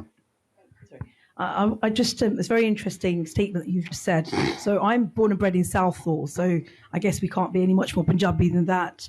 And certainly I've seen in the last 40 years with Nagar Kirtans, originally, this is Southall, there used to be Bhangra and music, and you just attract like all the illegal immigrants, the Desi, Punjabi, the Gala, the girls and the boys, which really haven't got anything to do with Gurmat and Gursikhi. Yeah. And now over time, thank Vaheguru, that there is a boundaries that have been set of acceptable conduct. And in terms, we've got Gatka, we've got Tadi Darbar, we've got Kirtan, which is more a Nagar Kirtan rather than, you know, people coming out and literally sort of like a speed dating between here, there and everywhere, which is fortunately what I've seen in the last 30 to 40 years. So hopefully you don't want to practice that. I mean, I've seen the same in Australia with migrants where, you know, you've got Kabaddi and then you've got Bhangra and then you've got our people, again, culturally, that mix the two together. I mean, most Punjabi songs, correct me if I'm wrong, are all about putting women down, if you actually understand the lyrics. So certainly there's no space for, if you think about equality and respect, there's no barabata there in terms of humanity-wise. And most people, because the lost generation, don't understand what the lyrics actually mean, the modern day ones anyway, they mix the two together thinking they're dancing and pouncing around to something relevant. Well, if you just take the kind of music industry, there are very few Punjabi singers who are really principled, who hold on to this. Probably Satinder Sartaaj is one who does, okay? And Karnal Galiwal. I mean, this chap, what's his name? Who, Daljit. I mean, the guy now, he's kind of lost it. I've just spent 7 months in Punjab. Yeah. If you go to each bend, and the whole thing about advertisement of Coca-Cola and Daljit. Yeah, he's lost it, He's lost it. So I think what we do is we need to support those singers and those musicians who stay true to that tradition. But we don't, that's the problem, And that's the first thing we do. It's education. What's really interesting is now you find in the West a lot of, because I think there's a bit more consciousness in the West, they're now saying, we can't have these lyrics here, we can't have these singers here. On the Nagar Kirtan, I've got two mixed views about Nagar Kirtans. On the one hand, I feel that it's not really part of Sikhi. It provides feriyan jehdiyan na Brahmanical culture de vichon. That's one view, and we're kind of mimicking that. But there's another view as well. I've done some research on carnival in South America, in Brazil and places like that. And the carnival tradition came out that the peasants or the poor people, once a year, could come out onto the streets and take over and remind the rulers that we are the majority, that we have power, and remind each other that we have power. So I think in countries like here, there's something powerful about doing a Nagar Kirtan in places like Camberley maybe, where otherwise nobody even know who you are. So one day, there's 300-400 of them who are prepared to come together. So we better not mess with them. So I think there is something about asserting your own collective power in Nagar Kirtan. So for that reason, I would probably hold on to it. But it's become a bit of a kind of a gluttonous kind of, I mean, it's horrible now. People go there, they get prams and they load the prams up with food. Have you seen that? Especially these foreign students and migrants. So I think I think and that Southall, I mean, it's become atrocious now. Yeah. So I don't think you can ban it. I don't think that's right. But we have to focus and use it as an opportunity to educate, The Goryano, in 1999, we went to Stockholm in Sweden, and we did the first ever Nagar Kirtan. And that actually reminds me very much of Surrey, the suburbs of a new up-and-coming community. And we use that opportunity, I can't speak Swedish, but we use that opportunity, a bit like basics of Sikhi, to talk to people, neighbours. And it wasn't about eating food and filling our trolleys up, because they didn't have that mindset, the Desi mindset. And it was actually about the Punjabi explaining to, whoever the community were in Stockholm at the time, who and what was going on in a very peaceful, diplomatic and a patient manner. And the Nagar Kirtan is not just for Sikhs, is it? Absolutely. I mean, Guru Nanak wasn't for Sikhs, was he? So if we take that principle, then our goal here should be that the Nagar Kirtan, if you can do one, that should be part of Camberwell. It should be part of the whole city. At Warwick University, we did Langar on campus last year. And we I think there were over 1,500 students there. And so we've gone back to the university and said, look, this has got to be Warwick University Langar on campus, not us. So this will be the university Langar on campus. So why can't we spread Sikhi culture out rather than simply be under the kind of cosh of, by sharing Sikhi culture? Also in Dublin, we had St. Patrick's Day. Yeah. I remember my father being called over to do Kirtan. But also I think the Irish and the Scots are very brave in terms of the worry of the castle spirit, the rebellion against the British and occupation. Amazing, because they're also an ethnic minority, the Irish and the Scottish. We did that in Scotland. William Wallace Yep, that's William, right. they have every year. They have William Wallace, and then so all these Sikhs went up and said Banda Singh Bahadur was our William Wallace, and so they used to commemorate together, which is great, you know. So yeah, I think that we need to look outwards. We shouldn't be in a shell. I don't know, nahi chahida. You know, explain karo, and in fact invite them. One thing I suggested that when you build a gurdwara anywhere, you should put newsletters around the local community, just to let them know this isn't here as some migrant kind of hotel. This is here as part of your community, and we are here to serve you. And this is who we are. I think that would be fantastic. We did actually when we started. Yeah. And that's fantastic. You know, give them a langar. Yeah. Next question. So I think Oh, sorry. Let's have the youngsters. Yeah. Go on. Yeah. I know you mentioned Diwali recently, and how Bandi Chodhawat is different. But why are so many of the Sikh festivals at the same time as the other ones in India? It's an interesting question. Look, you know, we've been under persecution, and you know, survival has been the kind of priority for Sikhs. But let me give you an example of Anand Karj. You know how the Hindus do a wedding? They light a fire, and the pandit sits there, you know, and he throws stuff in the fire, and then the couple go around 7 times. Some go more. Saat fere in there. Maybe all night. Some go all night. Yeah. Now, what we did was we said, well, maybe 7 or all night is a bit too much, but it's just 4 fere in there.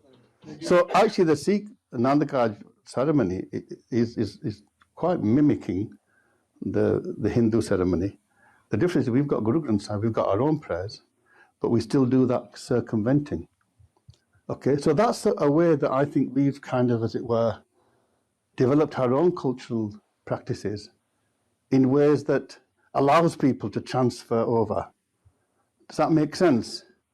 In the Gurdwara, we have pictures in the Gurdwara of the Gurus, yeah? I don't believe we should have pictures. I know you haven't, but I don't believe we should have pictures.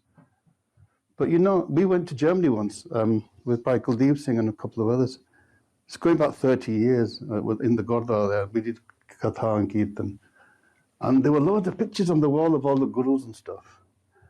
And we said, look, you know, Guru Sikhi de vich moortiyan nahi si poochde. And utte jakare lage Sangat de vich, la do moortiyan nu kende, ਉਹ ਲਾਉਣ ਲੱਗ ਪਏ ਸਾਰੀ ਮੂਰਤੀਆਂ ਲਾਤੀਆਂ ਅਜੇ ਤਾਂ England ਚੱਲ ਕੇ ਸਾਨੂੰ ਫਿਰ ਕਹਿੰਦੇ ਇੱਥੇ ਤਾਂ ਕਿਰਪਾਨਾਂ ਚੱਲਦੀਆਂ ਤੁਹਾਡੇ ਤੋਂ ਬਾਅਦ ਤੁਸੀਂ ਇੱਥੇ ਕਿਰਪਾਨਾਂ ਚਲਾਤੀਆਂ ਜਿਹਨੇ ਲਾਈਆਂ ਉਹ ਕਹਿੰਦੇ ਤੁਸੀਂ ਲਾਉਣ ਵਾਲੇ ਕੌਣ ਆ so sometimes you have to have a process to allow people to change ਜੇ ਤੁਸੀਂ ਚੱਕਮਲ ਕਰੋਗੇ ਤਾਂ ਫਿਰ ਤਾਂ ਲੜਾਈਆਂ ਹੋਣੀਆਂ if there have been pictures for say decades then you have to find a subtle way to remove them so ਤੁਸੀਂ ਕਹੋ ਚਲੋ ਗੁਰੂਆਂ ਦੀਆਂ ਰਹਿਣ ਤੋਂ ਜਾਂ ਹੋਰ ਪਾਸੇ ਲਾ ਦਿਓ ਜਾਂ ਸ਼ਹੀਦਾਂ ਦੀਆਂ ਲਾ ਦਿਓ make a gallery. You know, there's ways around it. Don't be like a Taliban. That's what I say. You lose the Sangat. I'll tell you, if you behave like a Taliban, lokan nahi aana har jana. In fact, I've done some survey. 90% of Sikhs don't go to Gurdwaras. You know that? Say again? 90% of Sikhs never go to a Gurdwara. They only go when there's a wedding, or a counterpart, or a funeral. They don't go. They're not attached to regular Sangat. ਇੱਥੇ 7 ਲੱਖ ਸਿੱਖ ਆ England ਦੇ ਵਿੱਚ ਤਾਂ even ਸਾਡੇ ਸਿੰਘ ਸਭਾ ਗੁਰਦੁਆਰੇ ਦੇਖ ਲਓ ਖਾਲੀ ਪਿਆ ਹੁੰਦਾ ਲੋਕੀ ਆਈ ਜਾਂਦੇ ਜਾਈ ਜਾਂਦੇ ਆ so people are breaking away because of these kind of behaviours ਡਰਾਵੋ ਨਾ ਲੋਕੀ ਕਹਿੰਦੇ ਸਾਨੂੰ ਡਰ ਲੱਗਦਾ ਗੁਰਦੁਆਰੇ ਜਾ ਕੇ should you be fighting to go to the gurdwara Okay. People in the langar hall are waiting. Let's finish then, yeah. Chalo theek hai. It's not fair to them. Okay, let's have. Well, we have just about managed to get buys out here. Go on, we'll give him 10 minutes then. Meet Seva. Chalo, go on, 10 minutes. That's fine. Let's have 10 minutes then, yeah. Go on, we'll try and keep the answers short. Yeah, go on, 10 minutes. Go on. So the Punjabi culture has a very negative... Okay, guys, only one at a time, yeah? Sometimes the Punjabi culture can have a very negative outlook on Sikhi because people refer to Punjabi culture as drinking, partying, stuff like that. I went holiday, met Gora, oh, you're Sikh, you love to party, you love to drink. I said, no, so you got it wrong. That's Punjabi culture. So there has to be a differentiation between the two, and we need to teach what Sikhi is to a lot of the Punjabis. Well, I mean, obesity, most Sikhs are obese. You know, they're overweight. That's not Sikhi culture. Guru Nanak ਕਹਿੰਦੇ ਥੋੜਾ ਖਾਣਾ, ਥੋੜਾ ਬੋਲਣਾ, ਥੋੜਾ ਸੌਣਾ. So there's the ideal form. And ਸ਼ਰਾਬ ਨਹੀਂ ਪੀਣੀ ਚਾਹੀਦੀ ਸਾਨੂੰ. ਨਸ਼ੇ ਨਹੀਂ ਕਰਨੇ ਚਾਹੀਦੇ. But what happens is, but if you go to Punjab, ਜਿਹੜੇ license ਨਾ off license, ਜਿਹੜੇ license ਦਿੰਦੇ ਆ ਨਾ, they get more income from the consumption of liquor than anything else in there. So those people are not going to give up on that income source. So what we have to do is we have to engage politically. There are states in India where smoking is banned. You know that? Drinking is banned. Okay. Gujarat. So there are states. So what we have to say is that that's in a sense, that can be in any culture, that in Maraya and you know, Punjab obviously is there, but when they see this, that's not Punjabi culture. That's kind of drinking culture. People, Scottish people this look with the drinking. ਉਹ ਤਾਂ ਹੁਣ ਸਾਡੇ ਕਸੂਰ ਆ, ਸਾਡੇ ਦਾੜੀਆਂ ਪ੍ਰਕਾਸ਼ ਆ, ਉੱਥੇ ਜਾ ਕੇ ਵਿਆਹਾਂ ਜਾ ਕੇ ਬੇਇੱਜ਼ਤੀ ਹੁਣ ਅੱਜ ਕੱਲ੍ਹ ਸੋਸ਼ਲ ਮੀਡੀਆ ਤੇ ਉਹ ਨੰਗੇ ਹੋਈ ਜਾਂਦੇ ਆ. So you know, it's a difficult one because ਉਹ ਲੋਕ ਕਹਿੰਦੇ ਅਸੀਂ ਸਭ ਤੋਂ ਜ਼ਿਆਦਾ ਅਸੀਂ ਗੁਰਦੁਆਰੇ ਨੂੰ ਵੀ ਦਾਨ ਦਿੰਦੇ ਆ ਤਾਂ ਸਾਡੇ ਪੈਸਾ ਨਾ ਲਵੋ ਫਿਰ. ਉਹ ਕਹਿੰਦੇ ਸਾਡੀ ਕਮਾਈ ਦਾ ਪੈਸਾ ਨਾ ਲਵੋ. So it's a tension. We have to find a way out of that. I think youth are less hypocritical than the elders. Youth are less hypocritical than the elders, I think. I think we're looking at the youth because they seem to be more principled. The elders ਕਹਿੰਦੇ ਚਲੋ ਠੀਕ ਆ, ਫੇਰ ਕੀ ਹੋ ਗਿਆ, ਭਾਈਚਾਰਾ ਆ, ਆਪਾਂ ਕਿਸੇ ਨੂੰ ਨਾਰਾਜ਼ ਨਹੀਂ ਕਰਨਾ. ਇਹੀ ਹੁੰਦੇ ਬਹਾਨੇ ਬਣਾ ਲੈਂਦੇ ਆਪਾਂ. Yeah. Just a good question. Yeah.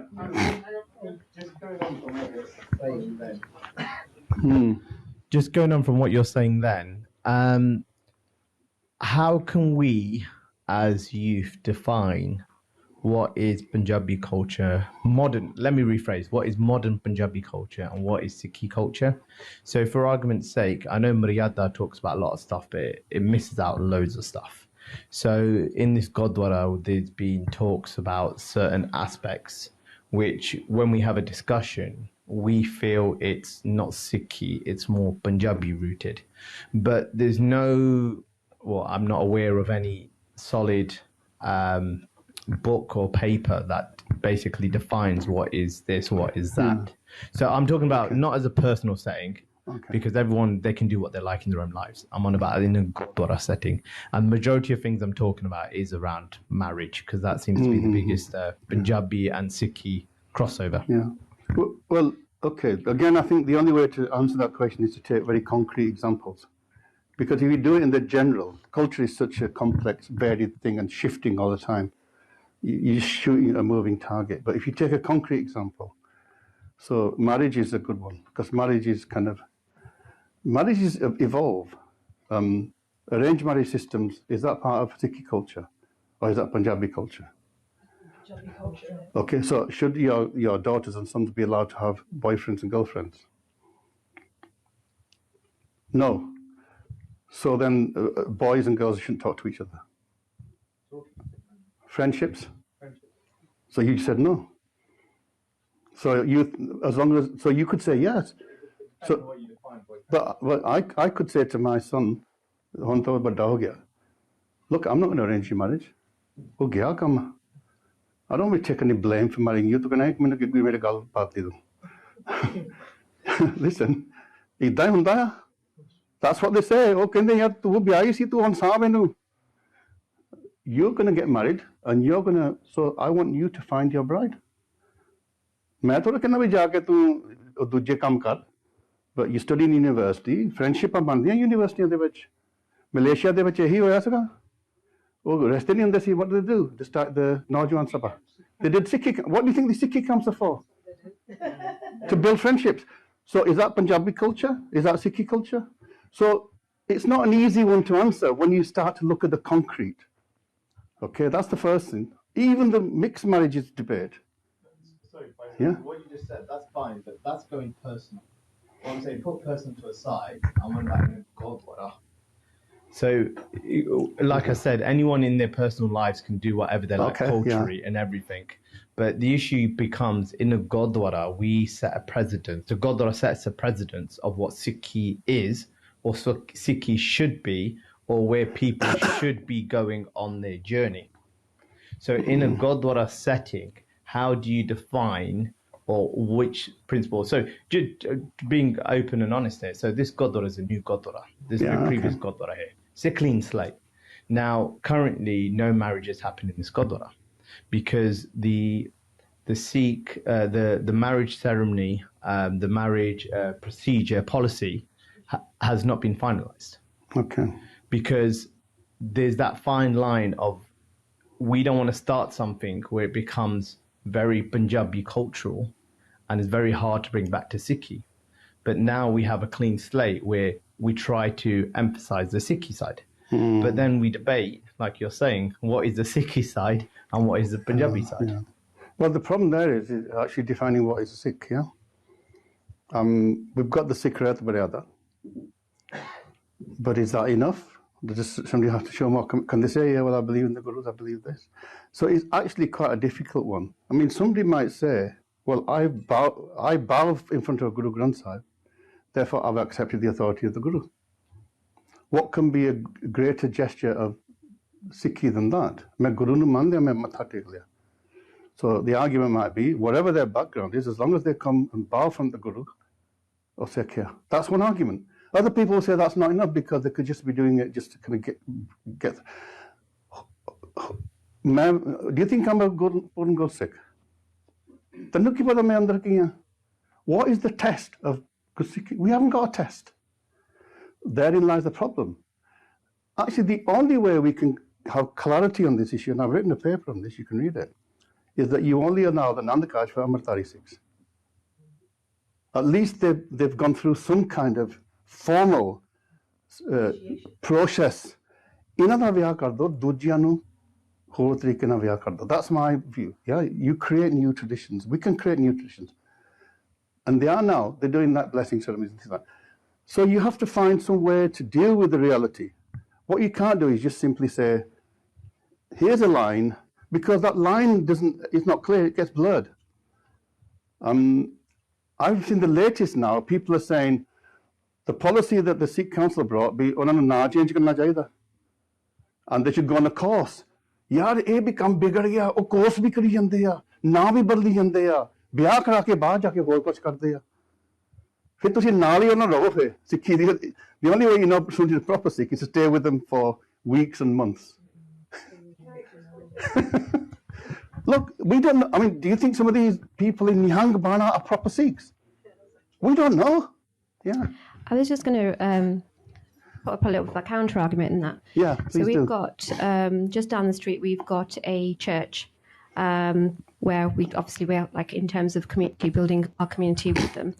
And they've talked to me about how people, because of these rules in relation to churches, have moved away from getting married in churches. Yeah, they would do. So I'm just wondering that if we had rules as you say, would that then make people think, well, actually, I don't want to get married in a Gurdwara, or also because I can't get married in a Gurdwara, as my partner is not accepted in a Gurdwara, then I'm not going to come to a Gurdwara. And I'm just putting that out there. Well, that's happening. People are voting with their feet. Yeah. That's happening, and I think that will happen more and more so with the next generation, because the pressure to get married in the Gurdwara is often from the elders, because it's seen as Hadi Khandani, all that kind of stuff, yeah? The youngsters don't give a shit. They say it's just extra expenses. Yeah. Okay, we'll go to registry wedding, we'll have a little party, and we'll live happily ever after. Yeah. So if you're not careful, you'll end up destroying a really important source of income for the Gurdwara. Because with a wedding isn't a counterpart. With the counterpart is the birth of the first child, and another ceremony. And then there's a Sukhmani Sahib every year. So actually, it's a bit, and that's why the Gurdwaras want it to keep going. Now you've got to find a solution to that. Maybe you have to just close down half the Gurdwaras in the country then. The solution that we thought of is have a different economy for the Gurdwara. We don't charge here. Yeah. We don't do counterparts here. because we say we don't have capacity for that. We only have one Maharaj Sroop. Okay. And what we say is that if you want to do a Sukhni Sahib, we try and stay away from Sukhni Sahib, but if you want to do a Sukhni Sahib, it's free, but you and your family must sit there. Okay. You have the translations on the screen. You must stay for the whole Sukhni Sahib, and then you can have your langar after. Because the emphasis on loads of these Gurdwara is, what I call them, a lot of us call them commercial Gurdwaras. Yeah, they are. They're business enterprises. Yeah. So the way we combated that is that the people in the Sangat, they will give a direct debit. They're the swand. That direct debit then feeds the Gurdwara. So the Gurdwara doesn't need a single booking. It will continue to run. Yeah, you've got a beautiful, perfect model there. And, if we can, get that everywhere else, that'd be brilliant. I mean, let's take Darbar Sahib. I mean, that's the center of Sikhi, yeah?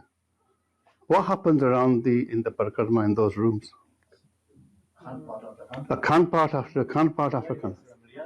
Who's paying for those account parts? Somebody sat in America somewhere. Okay? So that's, for me, that's a total perversion of Sikhi. And people walk across there as if the Guru Granth Sahib doesn't exist, and they queue up to go to the Darbar Sahib. So we've created this a business enterprise. The Darbar Sahib, sadly, is a big business. How do you disrupt that? I don't know, because they're not going to stop. But maybe on a smaller scale, you can set some examples. I was in West London at the time. Sheeran knows I used to be with her dad. We used to go down to Acton. There used to be a Gurdwara there. It was the Yogi and Asi Gurdwara. And we used to love it because it was just pure Sikhi. We used to love it. It was just exactly what you were saying. And so I think the younger people are into this because they have ethics. So maybe you will create a new younger audience who want to sit and listen. But no, beautiful. It's a great experiment. Please keep it going. Yeah. Yeah. I think it'll go on all night. Yeah. This is not going to stop. So, somewhere along the line, we have to draw a line under it. And we've had a lovely discussion, open discussion. And like I said at the beginning, we are thankful to Dr. Gurnam Singh to come here and do this talk. And like I said before, he's very inspiring. And obviously, there will always be questions. And there's no such thing as white and black. There's gray areas.